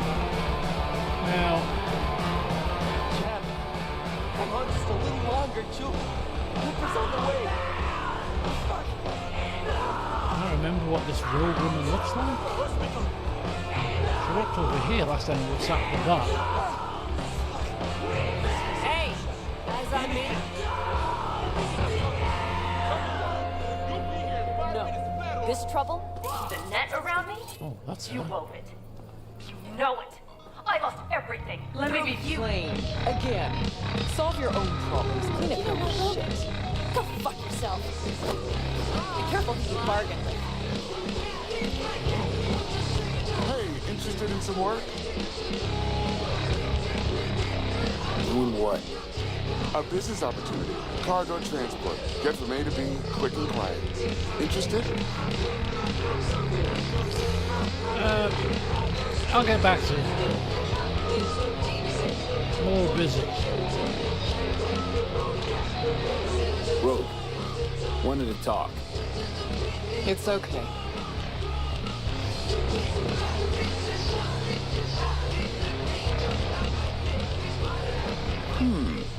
Not here, not there. Who are you? Name's V. And what is it you want, V? All these years, it's really her. Fucking Rogue, just kicking it back on a couch at the afterlife. Don't mess with her, she's got MRIs. See right through you. Give her the truth. The girl. What was her gripe? Why didn't you ask her? Might still be around, sniveling in a corner.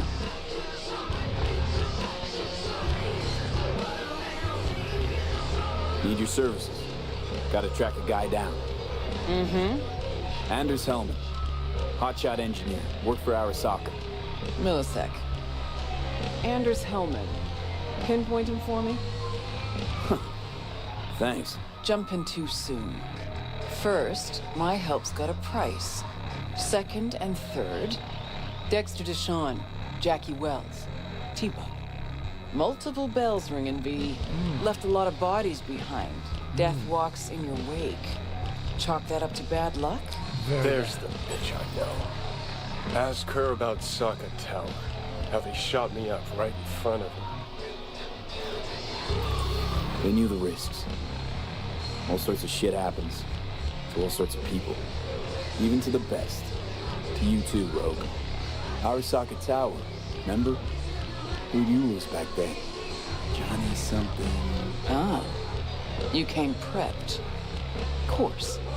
Anyways, feelings be damned, I've always said. This is pure biz. You need my help, so get those eddies ready. See? Should be enough. Come back tomorrow. We'll talk. Come back tomorrow. Okay. Tomorrow it is. Now, what did this clown want? I'm listening. It's simple. You go to the Kabuki waterfront, collect the package, give me a call, then I tell you how to deliver it. Very straightforward. Yeah, everything except my pay. Don't worry, there's a bonus in it for you. Imported and duty-free. Duty-free and detail-free. Yes, but altogether fair. It's a simple job, generously compensated. Do you accept? Something's too good to be true, it usually is, but hey, you know what? Yeah, sure, I'm in. Good, I knew we'd find acceptable terms. Head to the Kabuki waterfront, then search for a fridge with the words, "No future." Once you locate it, collect what you find inside, then call me for further instructions. Till then, I guess. I mean, it's not going to be top of my list of things to do, just so you're aware, I'm a very busy man. Speaking of which, just take a sit down for a little bit and have a breather. Figure out what I'm going to do next. It's probably going to involve some ramen.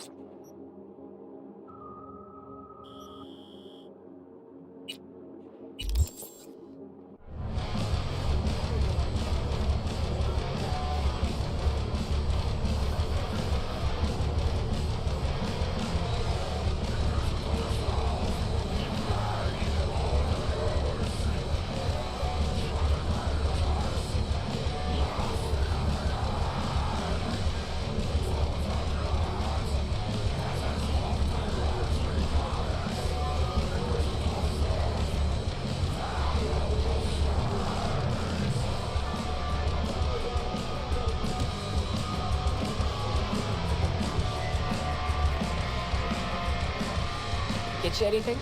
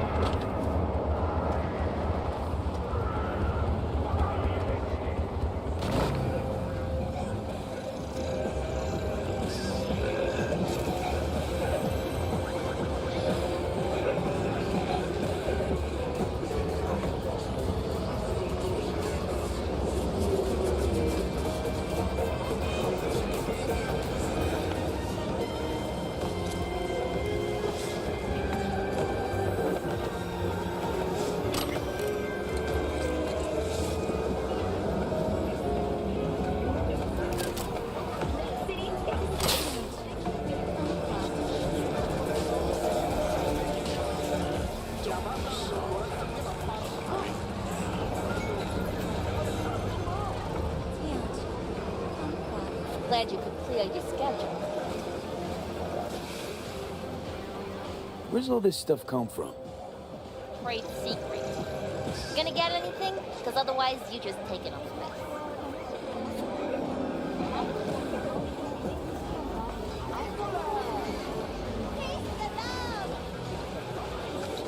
Look, I haven't got... Mind if I just peruse? If you're not gonna buy anything, yes.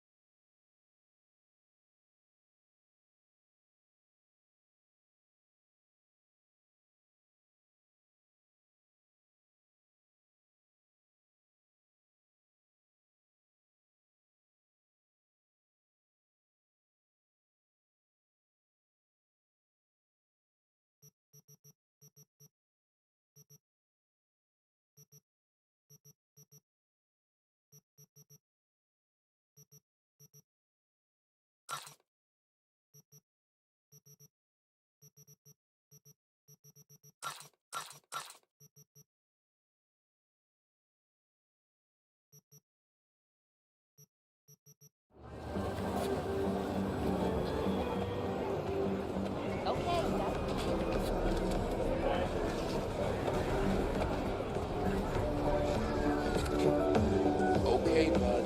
You've had your Ready. You ready? Hey.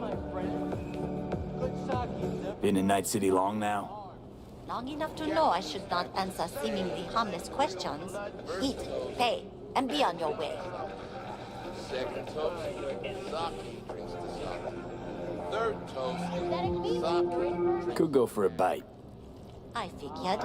What can I get you?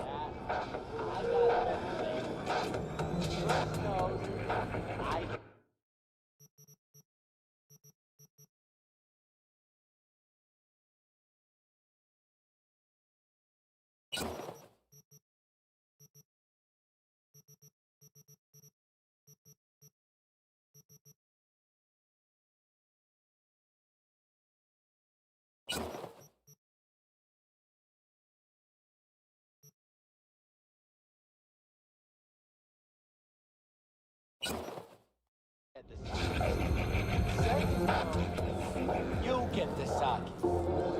Third toast, sake.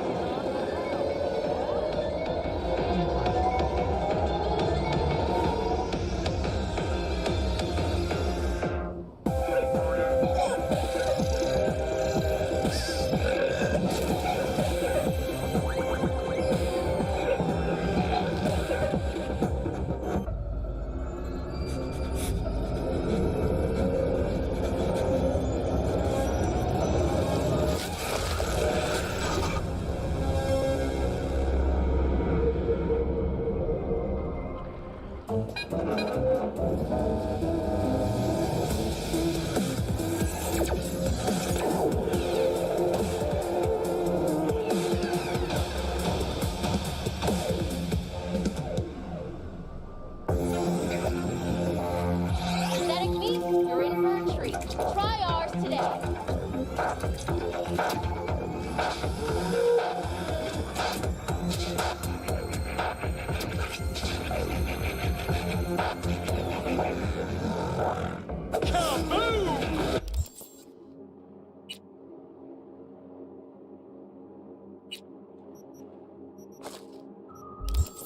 Soy es el Machistador, an explosion of taste!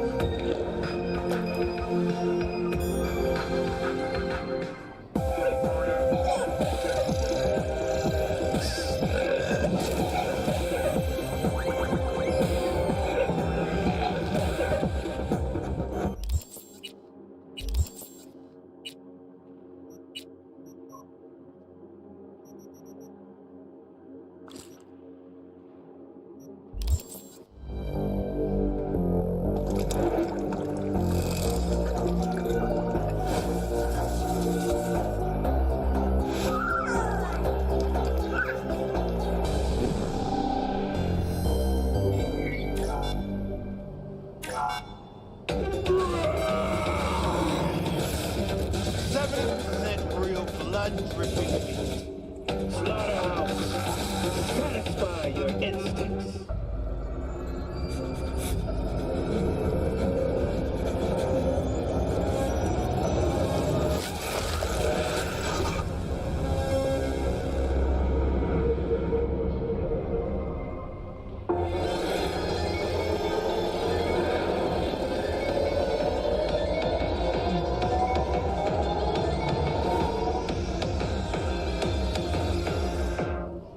Mr. Stern. Oh,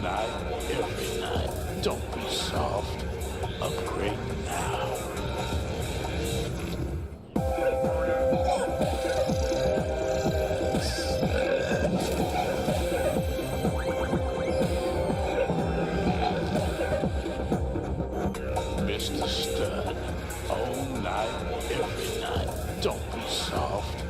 Upgrade now.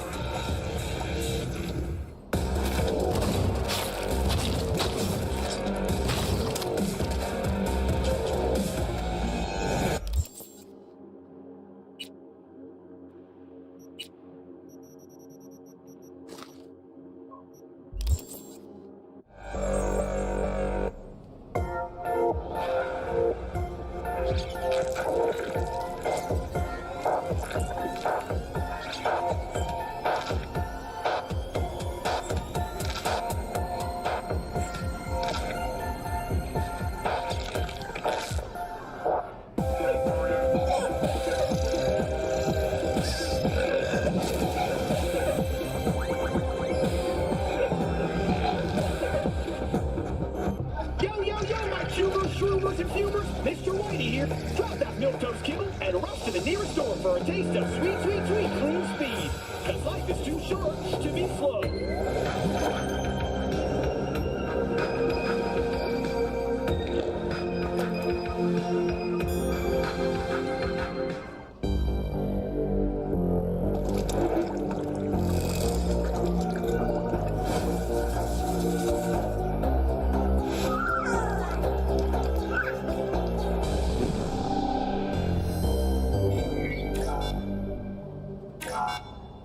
Don't make trouble.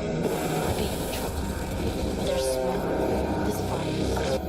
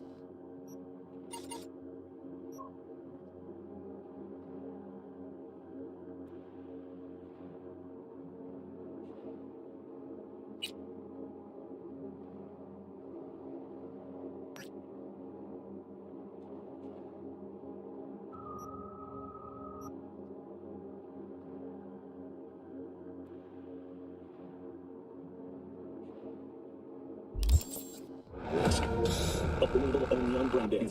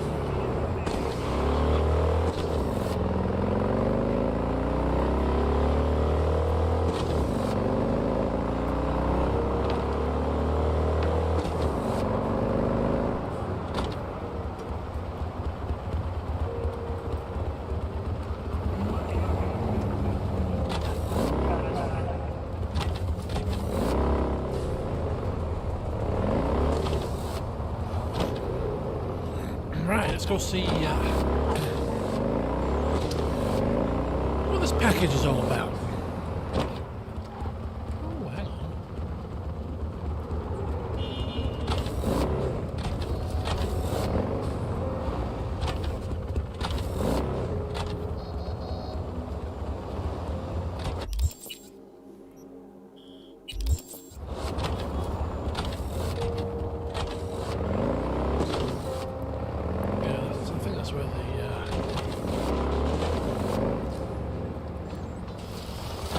Gangman is selling his wares. Track down the scratch. Let's see. Where? Down at the station. Guy carrying it was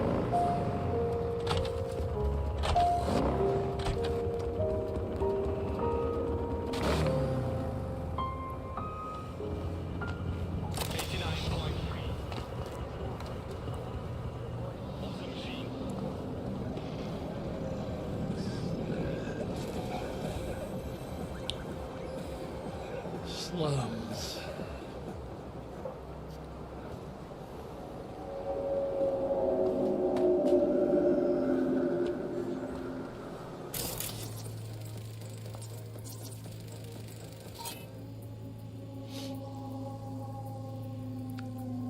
Lev Osipov.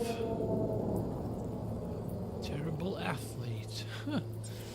Oh dear, right.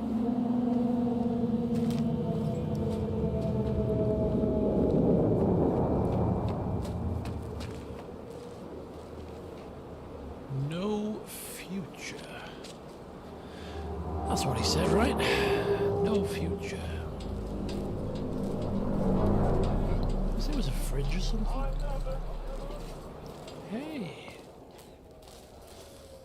These work? What do we do? Yeah, don't really want to be playing games with this guy lying around on the floor looking like he's in agony. Not quite the vibe for beating my highest score.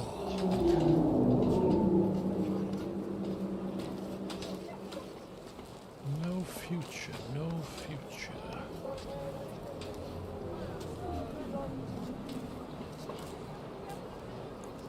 No future. Me? You serious?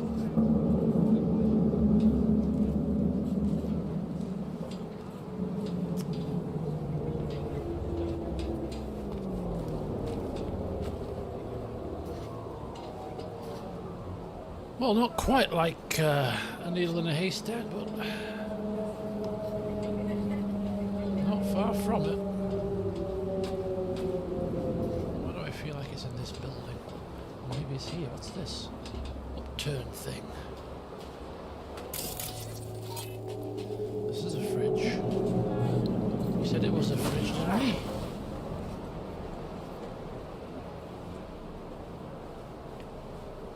Oh, hang on, what's this say?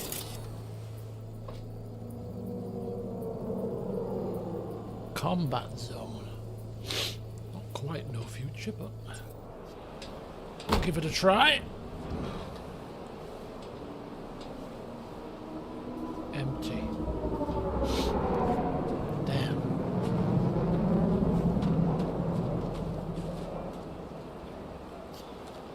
Alright, one down. How many more to go?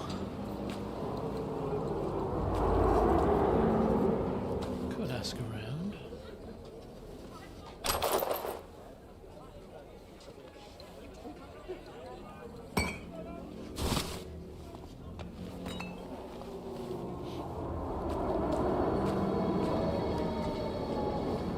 Don't want to give the game away.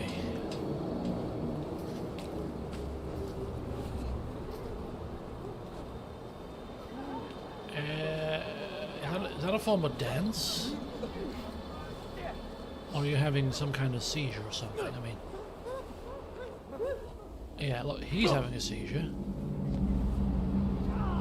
I can't tell the difference. Hey, hang on, what's this say? Don't think... Oh, we'll open it. Let's see what we got. Empty.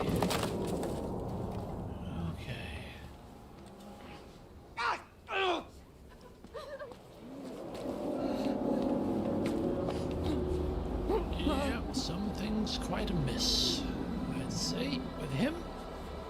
Right, let's get a bit of an eyeball on the situation. Get a bit of elevation here. Fridge. Fridge. Fridge, fridge, fridge.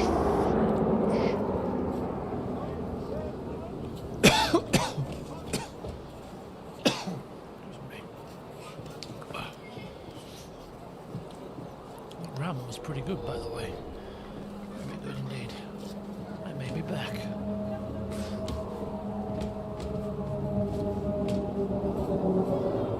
Right.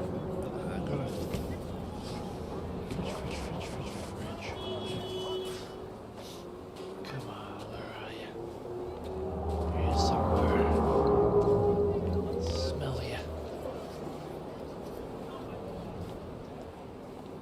Little hidey hole.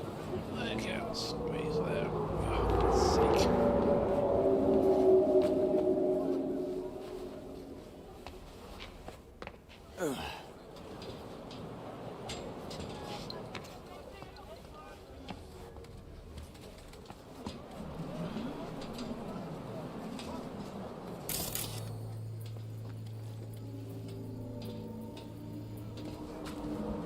Aha! No future. We got you. We got you.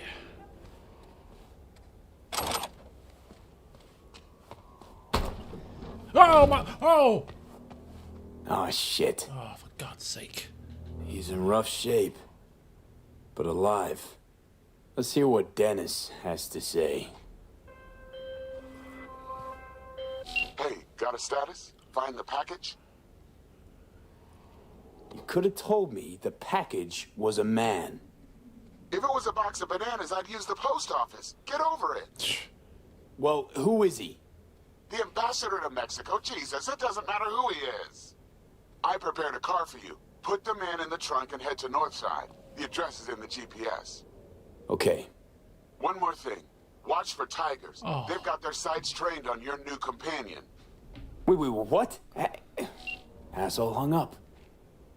Of course this was going to be a problem.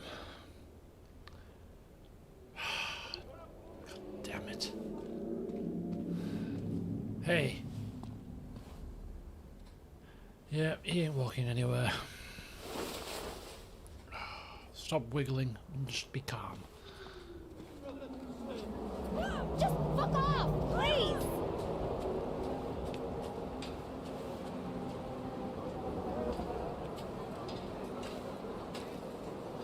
Nothing to see here. Oh, shit. Wait a minute. Oh. We got a problem here. We got a major problem here.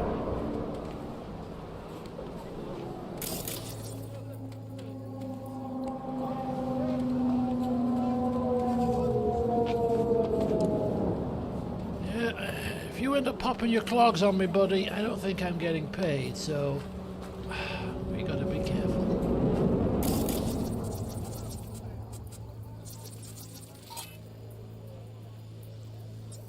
Got some tiger claws loitering with intent.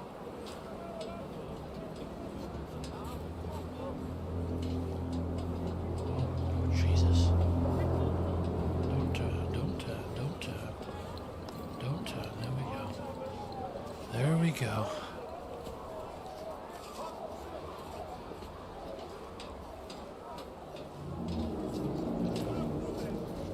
Dude, I don't know who the hell you are. Oh, God, there's another way out of here. Doesn't involve me walking into a death trap. Oh, shit. Is he coming?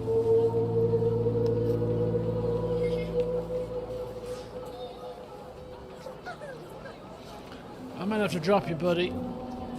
I can't fight with you in my arms.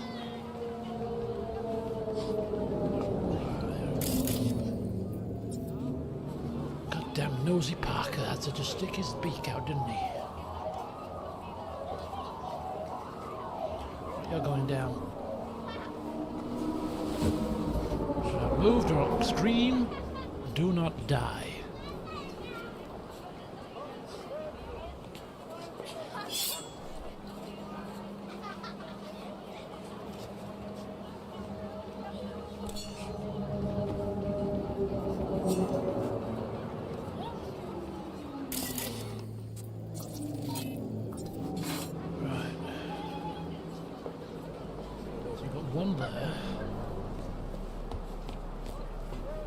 Two up this way,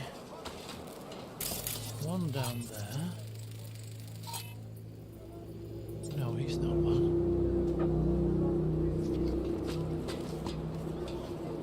Can't leave him there, it's risky.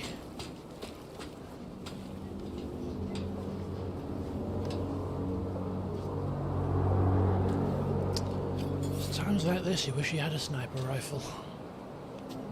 Put him down and the job would be a lot easier. Right, can I get behind him?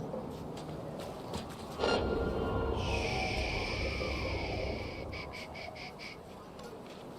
you seeing me there? Are you seeing me? Okay.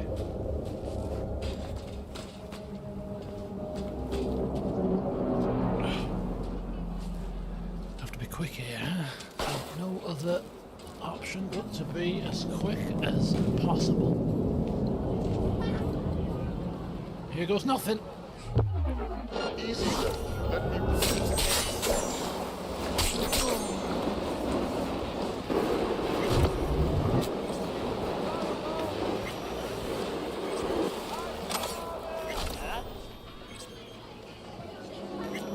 Alright, that worked surprisingly well.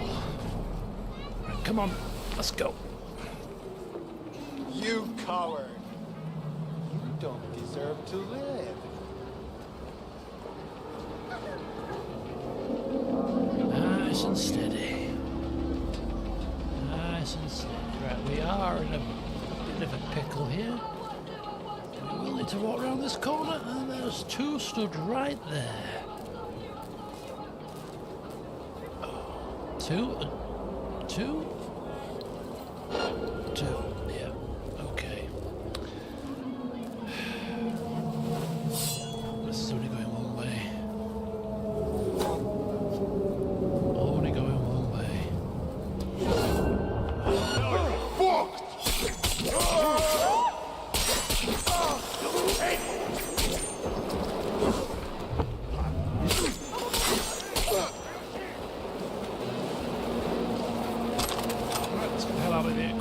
Quick, left the prize on the floor. Oh, nope.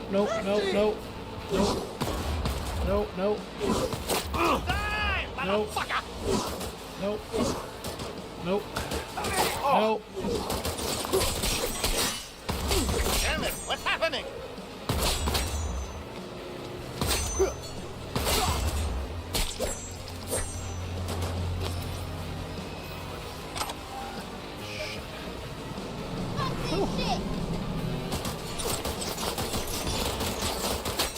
Where are you all coming from?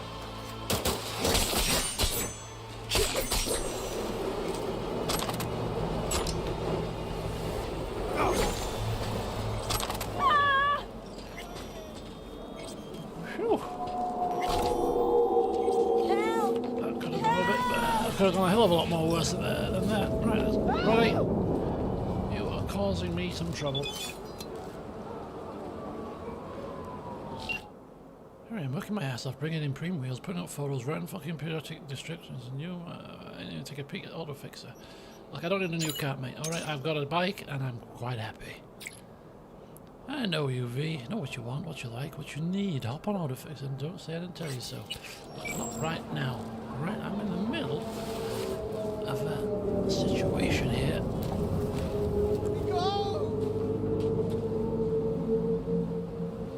Go about your business, everything's fine.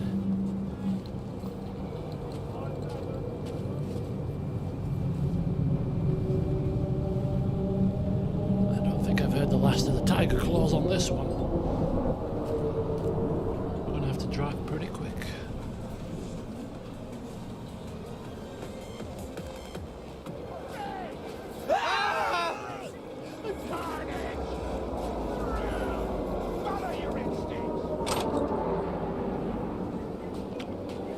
It's all right. He's just got a slight injury. I'm taking him to a medical facility.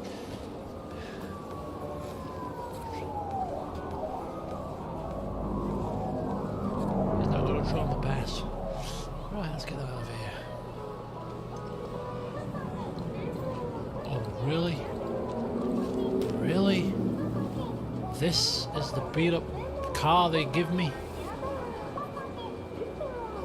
Oh my god, right. This thing better drive quicker than it looks. Right,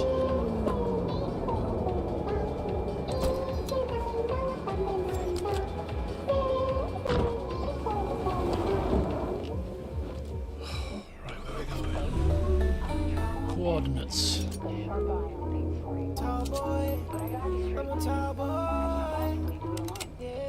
Okay, let's do it. Full speed ahead. Oh, this is gonna get messy. You can just bet it.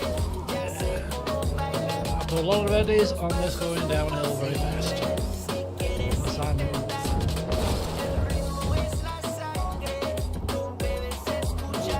completely non-suspicious manner.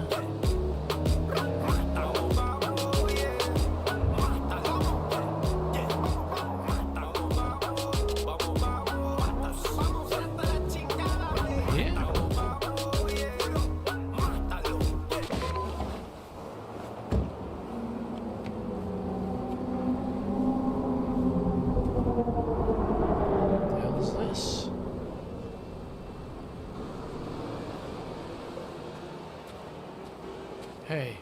Job's done. I see that. Well done. Excellent work. Holding in there all right, Hariyoshi? Dennis gave me hope. Early warning about the Tigers would have been nice. I had a hunch you'd manage this just fine. Given that you're here now, I see I was right. So who is this guy? He'll tell you his story. Hariyoshi? In Japan, brain sergeant, top of all. Good instinct.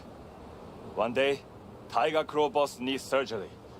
But boss die on table. Tiger Claws were very angry. I hide in boat, swim to America. Here, Dennis saved me. But there is secret. I killed Tiger Claw boss on purpose. World best surgeon, make no mistake. Well, good luck. There's a lot of tiger claws around here. You could be running for a long time. Anyway, to business. Something the matter? Yeah. This is all very heartwarming, but you haven't paid me yet. I know. Here. May this blade serve you well. You got some kind of voice accentuator going on there. Scalpel. Ooh. Okay, interesting. New toy.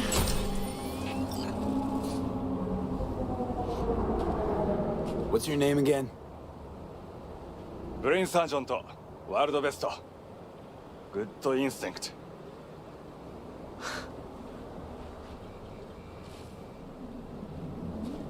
Where are you from exactly? Brain sergeant, world best. Good instinct. All right, okay. I get it. You're a brain surgeon, best in the business. Right.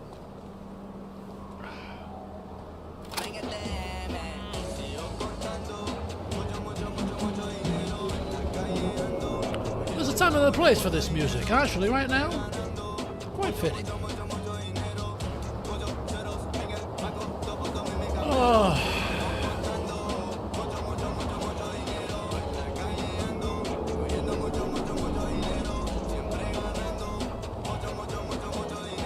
Sometimes you just can't beat a bit of people watching. Better to be done on the beach with a drink in your hand, but... Still on the street corner? Next best place for it.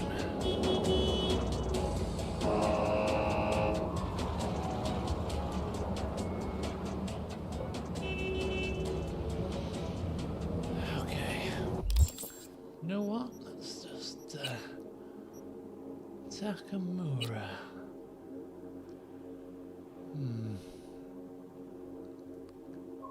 We're not a million miles away from it. But no, do you know what? Meredith Stout. Yeah.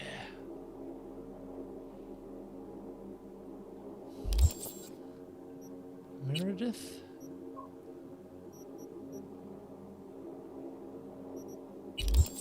I think we're going to have a wee chat.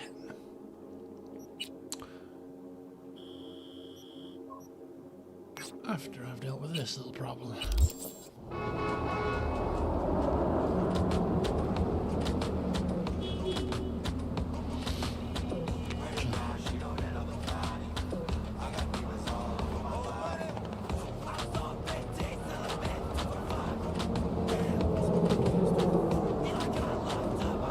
Maybe that Jackie Wells has gone to my head.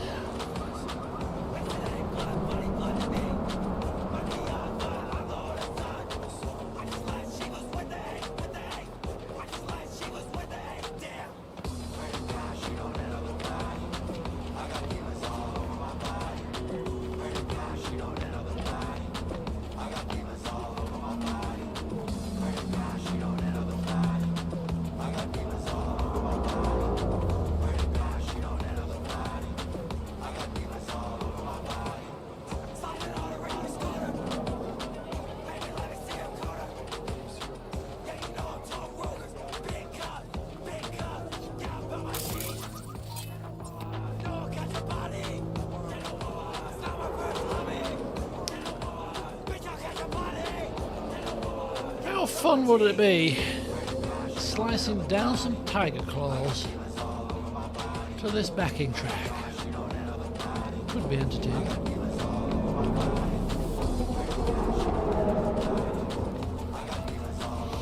Just warming my hands, nothing to see here. There's a chill in the air. I live here, Mega Building 11, local resident. If you believe that, you deserve everything you're going to get. You utter moron.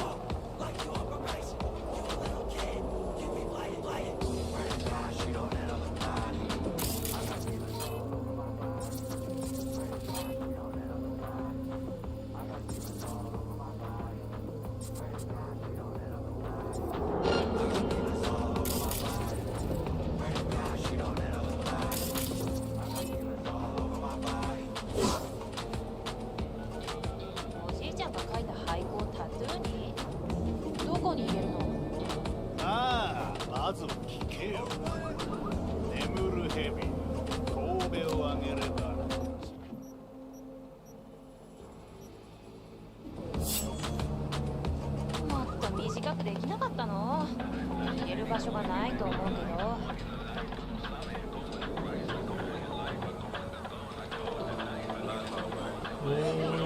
boy. Here we go.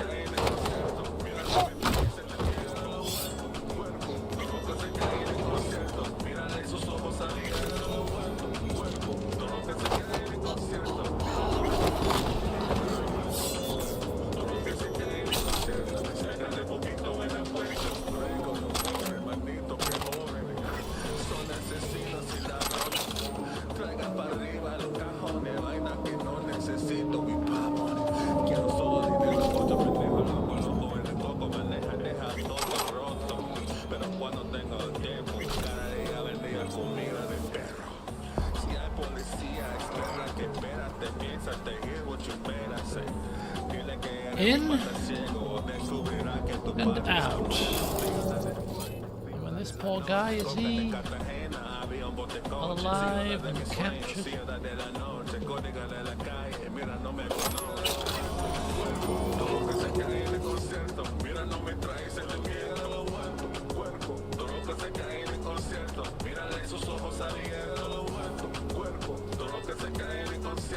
I mean, I could just go.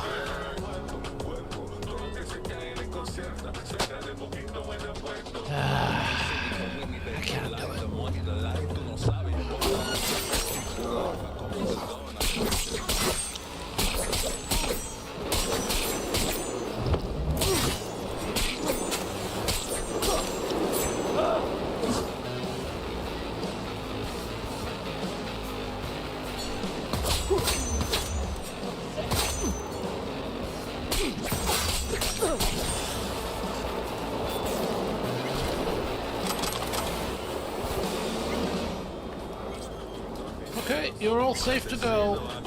Problem averted. Enjoy the rest of your day. Turn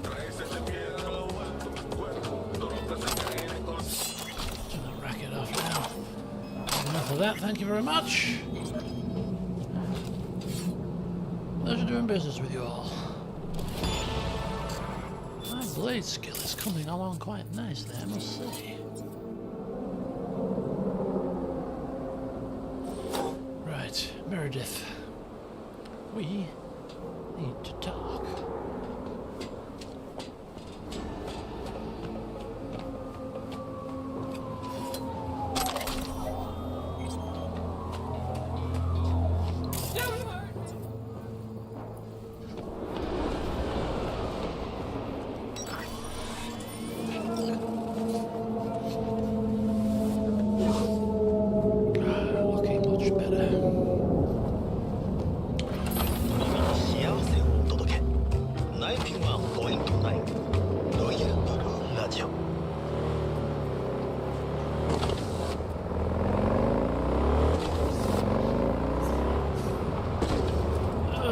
Going back to this motel so soon. Bad memories. Very bad memories.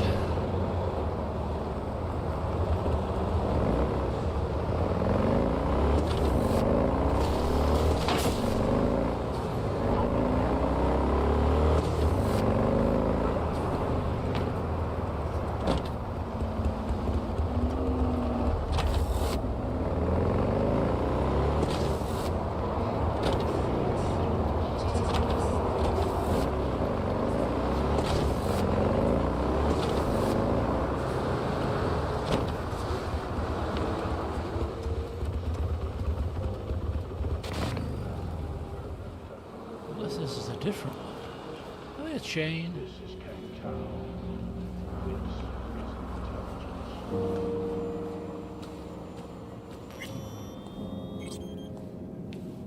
Motel.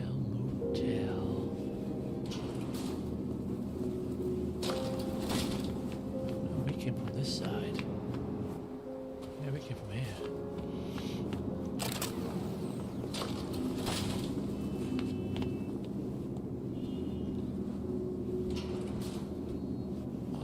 Bloody shady meetings in this damn place.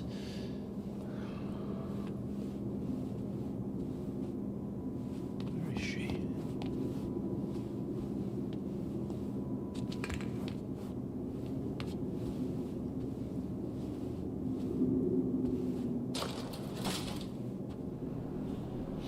Something out of the damn horror film.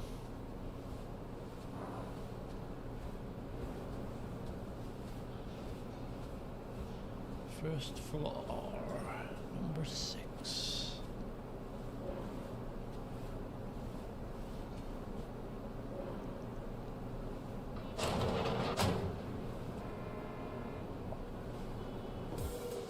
Bet you didn't expect to see me here. Well, well, well. Missed out. Slightly different attire since the last meeting we had. Nice room.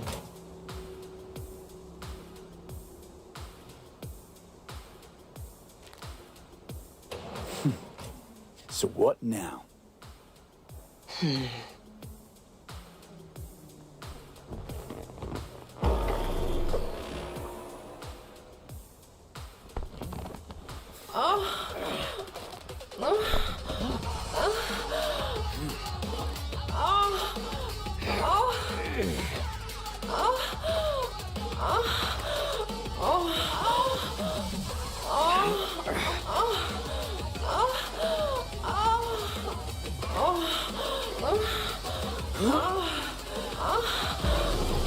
Till next time then, V.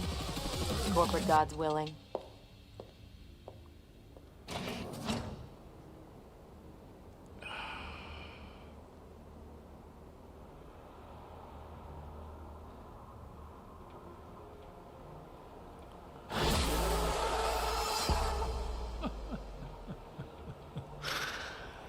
I did not expect that, I'll be honest. Right. Jesus, Meredith Stout. You dark horse, you. Sometimes two people find themselves at the wrong place at the right time. Quite agree. And to think the first time we met, she had me punched in the face.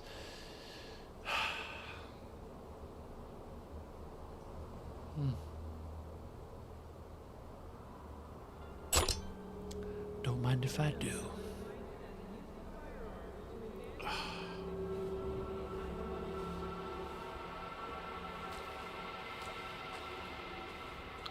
Let's pass some time. Takamura, I shall be coming to you with a spring in my step.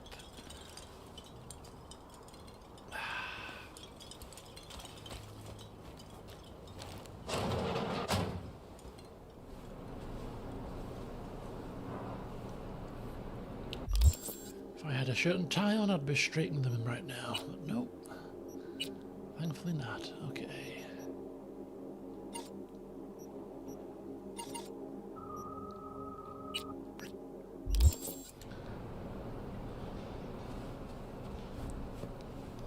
Perfect timing, Takamura.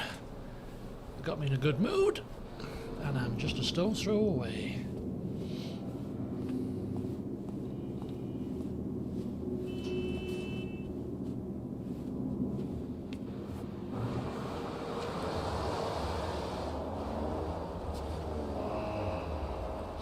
I'll walk.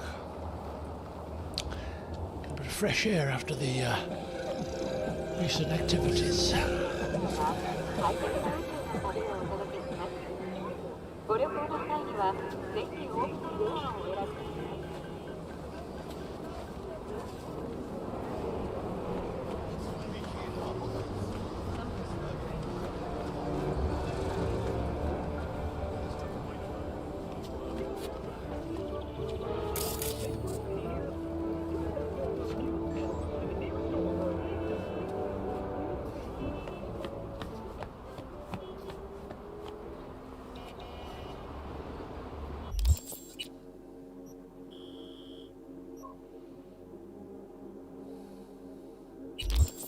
Yeah, maybe not.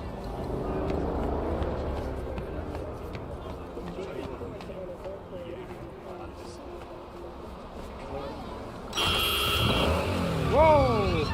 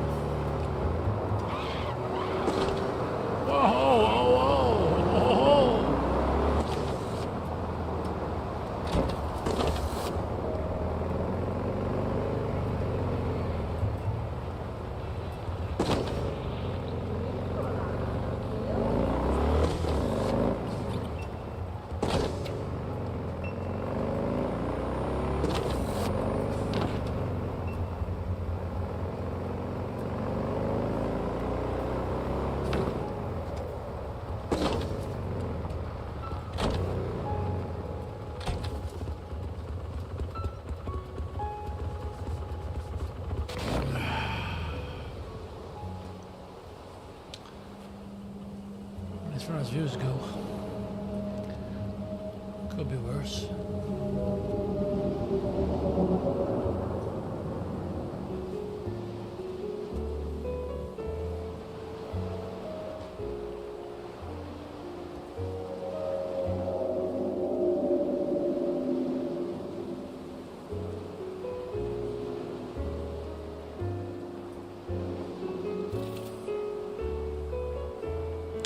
Chillax. That's exactly what I'm doing, my friend.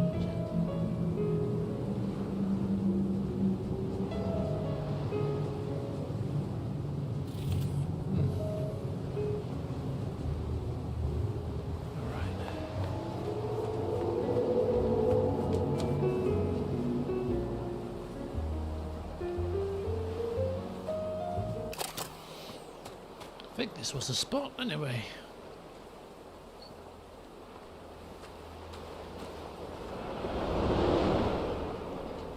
touch early, but if so, I can sit and drink in the view for a bit.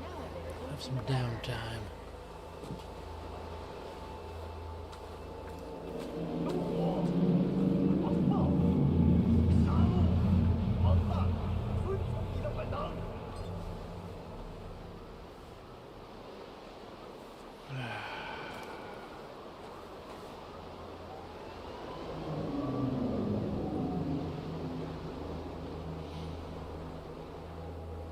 Despite the hustle and bustle of the city, you can always find a quiet spot if you need to.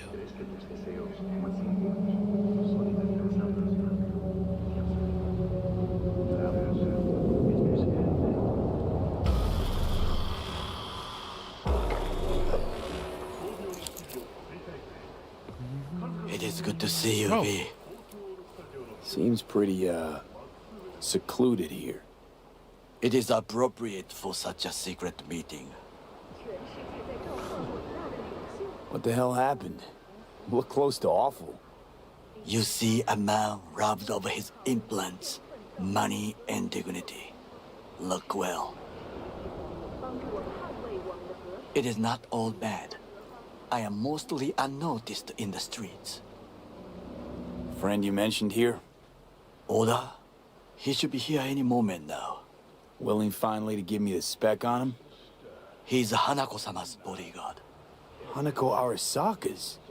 From the carrier at anchor in the bay. Saburo's daughter. Yes, and if he believes you, we'll next meet with her.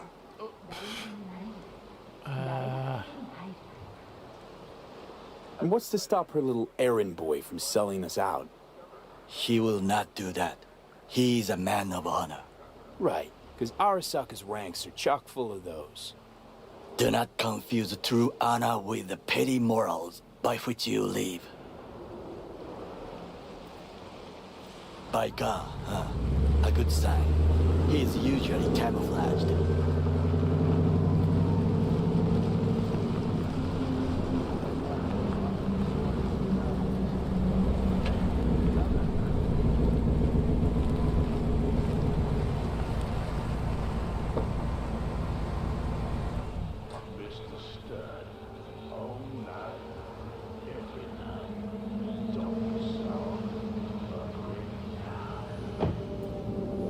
Looks a bit cautious, doesn't he? Takemura-san. Oda. Is this him? Your thief? He's my witness, V. Can't speak for myself, you know. So speak. I have been told you know things. Not gonna like what I'm about to say. I need a guarantee I'm safe here. You have it. V, you can trust Oda. All right then. Konpeki Plaza. I was there the night it happened. Looked like your typical family quarrel until Yorinobu lunged at Saburo and started choking. Silence! Not one word more. You will bring death to your door. But it is the truth. Hanako-sama must hear it. My one concern is to keep her safe in this city forgotten by the gods. Is she in danger? Now? No. Yet during the parade to honor Arasaka-sama, most certainly. I bring you this witness to his murder. And you dare to worry about a silly parade? Fool! Correct. Unlike you, I have not yet failed to keep my oath to do my duty. But you can't ignore the truth.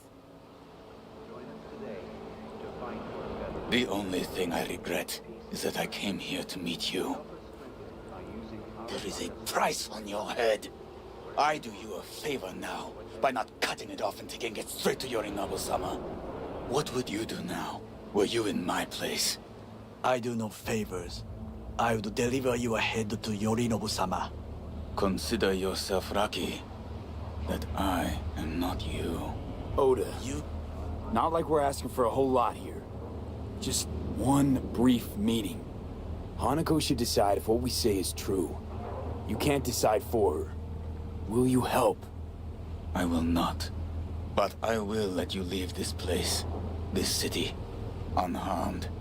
If I see either of you again, I will not be so lenient.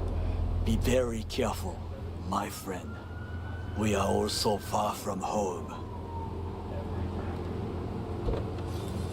Good fucking riddance. 1 hour soccer whack job is already plenty.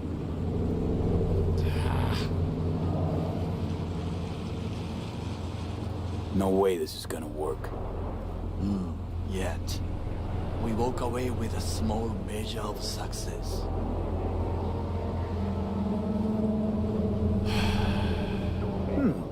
How do you figure that?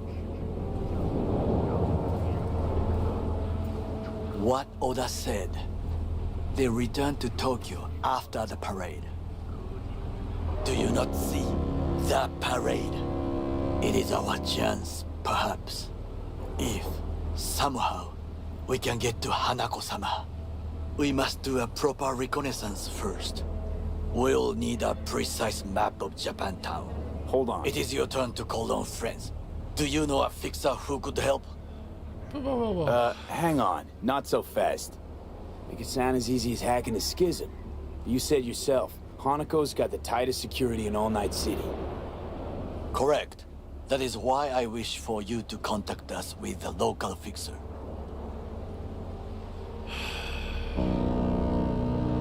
Yeah, I know somebody. No, just a fixer dame. Wakaku Akata. Runs a pachinko parlor on Jig Street. We must pay this woman a visit. Will you join me? Might as well. I'm here now, aren't I? Sure, why not?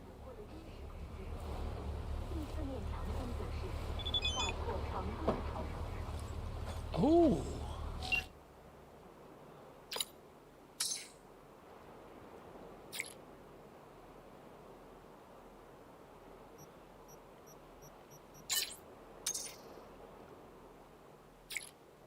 Oh, we got some koalas for some racing.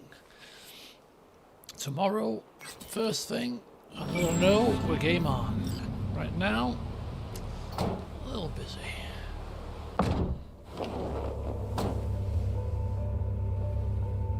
Oh, you like jazz too? Jig Street. What is this name? Just a Night City name.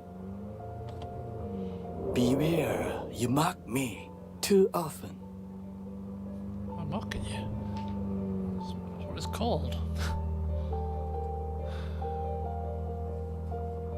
Any idea what's going on at Arasaka?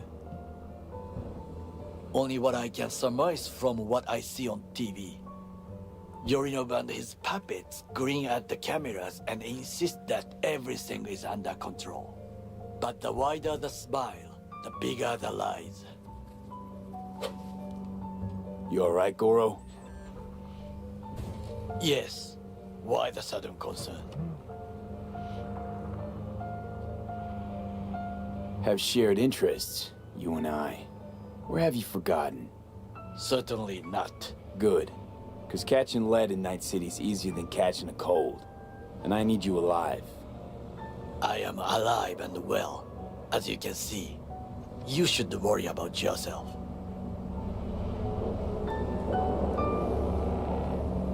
Yeah, well, I'm alive and well too. Well, figuratively speaking. My wife at least.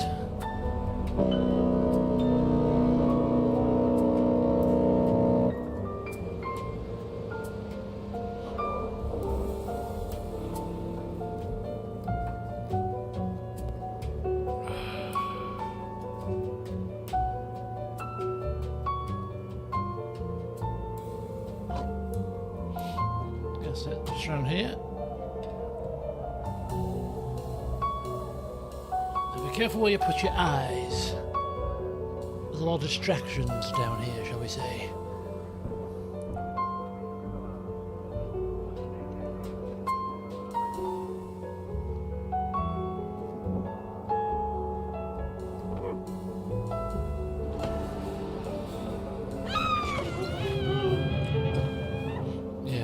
Ignore the screams. It happens happens all the time.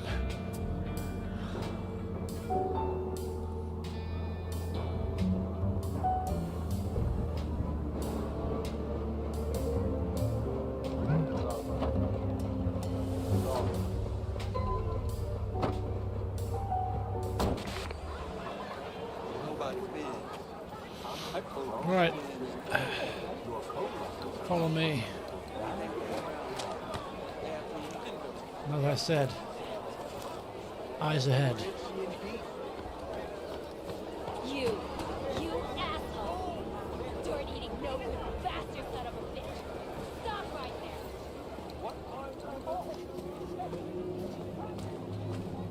Hey, you looking...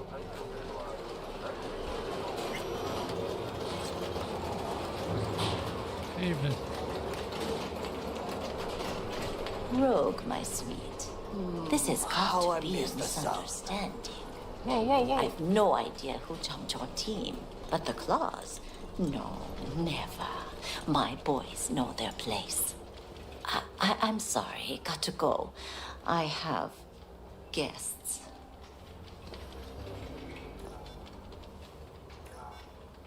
V, so nice to see you. And your charming friend is? Happen to be working together. That's all. 竹村五郎です。岡田さん、お会いできて光栄です。Ah, a true gentleman. Ah, shame only that he's being hunted by all Arasaka's tin soldiers. And you, V, bring him to my door. Give me one reason why I shouldn't notify the proper authorities right away. Eddie's is why. Always about Eddie's, Wakako. You want to make 'em? We got biz. Doesn't get any simpler. So tell me, and mark well I still have my phone at hand. Need intel on the parade that's scheduled to come through Japantown. So it's Arasaka again. What I fail to understand is, why come to me? Did Mr. Deshawn not come to the phone?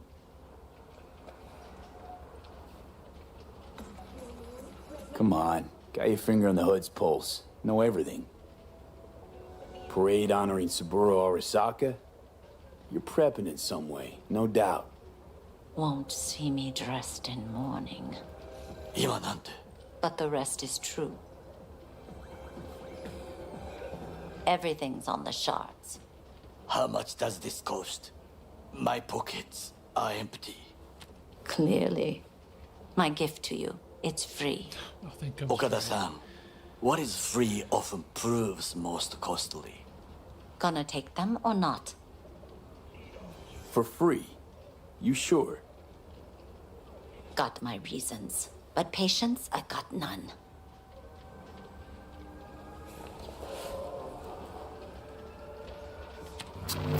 Japantown. Whole district is to be sealed off for the parade. Dashi platforms, the main attraction. They'll fly this way, high above street level. Along the parade route, balconies, footbridges, and vantage points affording good views. Hanako Arasaka, the guest of honor, will deliver her speech from the largest float. She'll do this exactly here. Got no idea about security, but given recent events, expect it to be tight. Our last parade, Arasaka undercovers infiltrated the crowd. Not to mention a smattering of sharpshooters, drones, and if that's not enough fun for one day, a net runner, one at least. They use the city CCTV to observe everything. Main access point, here. It's an old automated control center. If you ask me, most useful by far. At the end, the floats will float out of Japantown, and we'll be left with trash up to our elbows that no one will collect. That's it. It's all I have. It must be enough. Then go. Be on your way.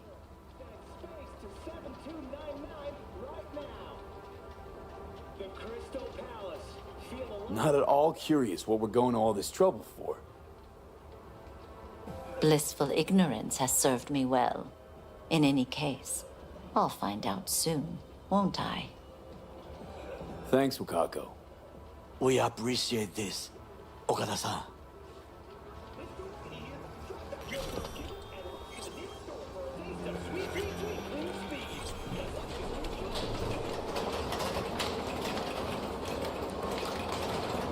That's more than I expected. A reconnaissance plan. A delightful, mature woman. This information, it could be just what we need. But I will try to investigate further. I will stay here some time and call some associates. The moment I learn something new, I will let you know. Just low profile, okay? Don't start handing out autographs. In fame, I could not overtake you if I tried. Be safe, V.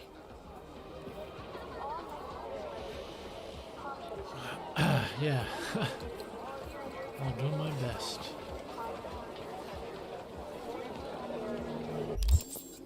Right. It's been a very long day. Which means time to head back to my refurbed apartment. Enjoy Jig Jig Street, Takamura. Don't get into any trouble now.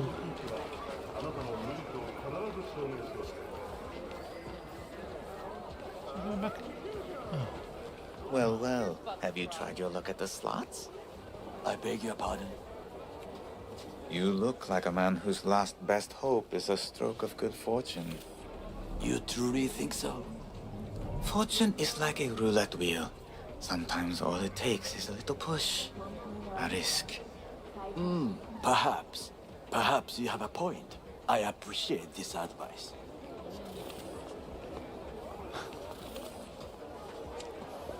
He's not going to be playing slots now all night, is he?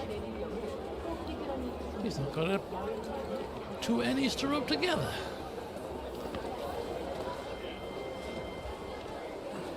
Alright, let's get out of here.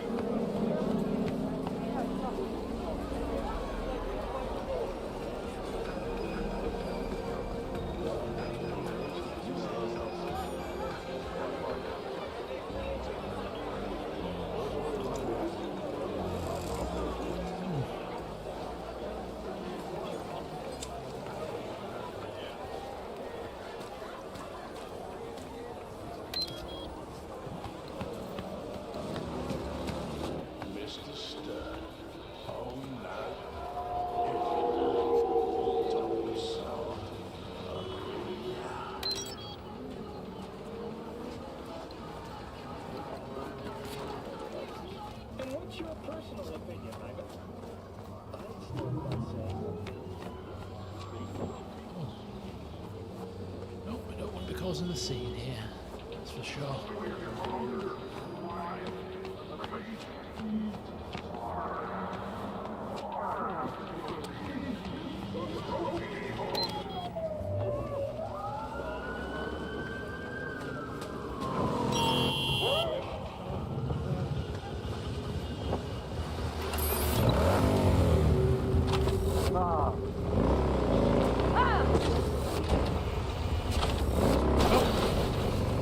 So sorry.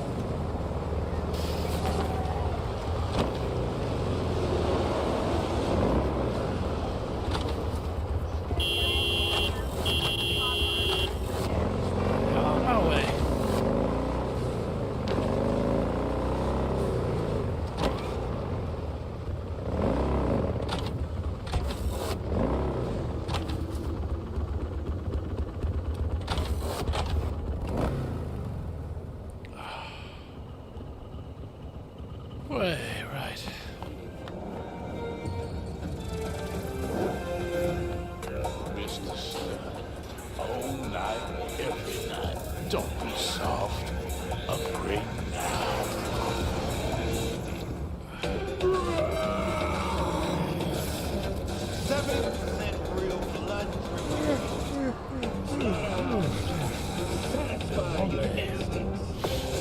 An eventful day. More ways than one. Just stout. I cannot believe that. Kaboom! Soy es el machistador! An explosion of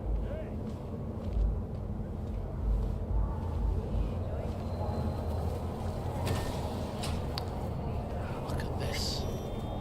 Ah, this is so much better. So much better.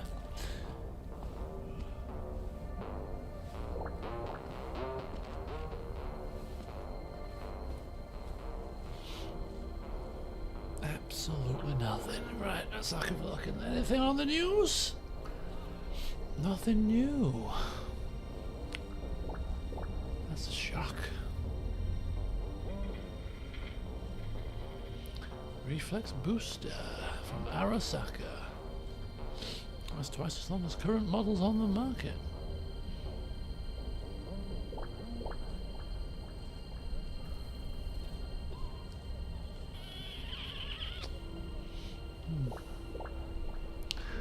Nothing of note. Right.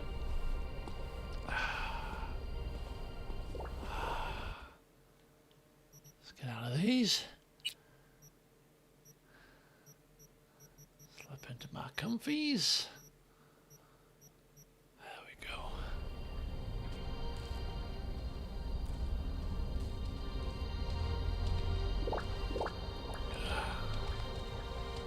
I'll no doubt fall asleep watching the bloody adverts.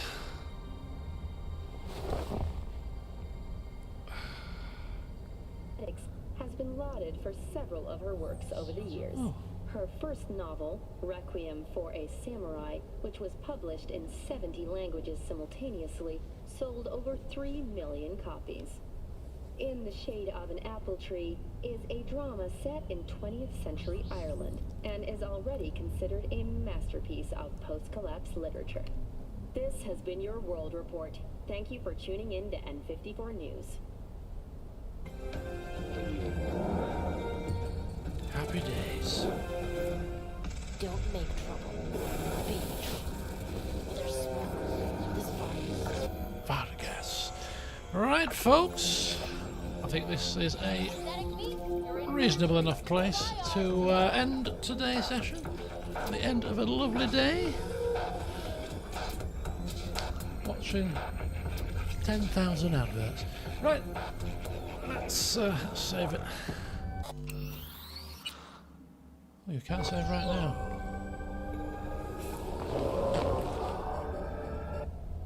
Bedtime. Now we'll save it. How about that? Right, excellente. So, 20, well, near enough 20 hours in, level 18, and we are definitely in the thick of things. Oh, this game is absolutely fantastic. Really, really enjoying it. Right, so tomorrow we'll be streaming Football Manager. Back on the Football Manager we will be. But now I'm off for a cup of tea. So, thank you for joining me this evening. And we'll be back again very soon for some more of these escapades. Until then, though, have a great rest of your weekend, what's left of it, and if you're off work tomorrow, hope you enjoy an additional day off. But until then, folks, have a good one, and until next time, I'll see you soon.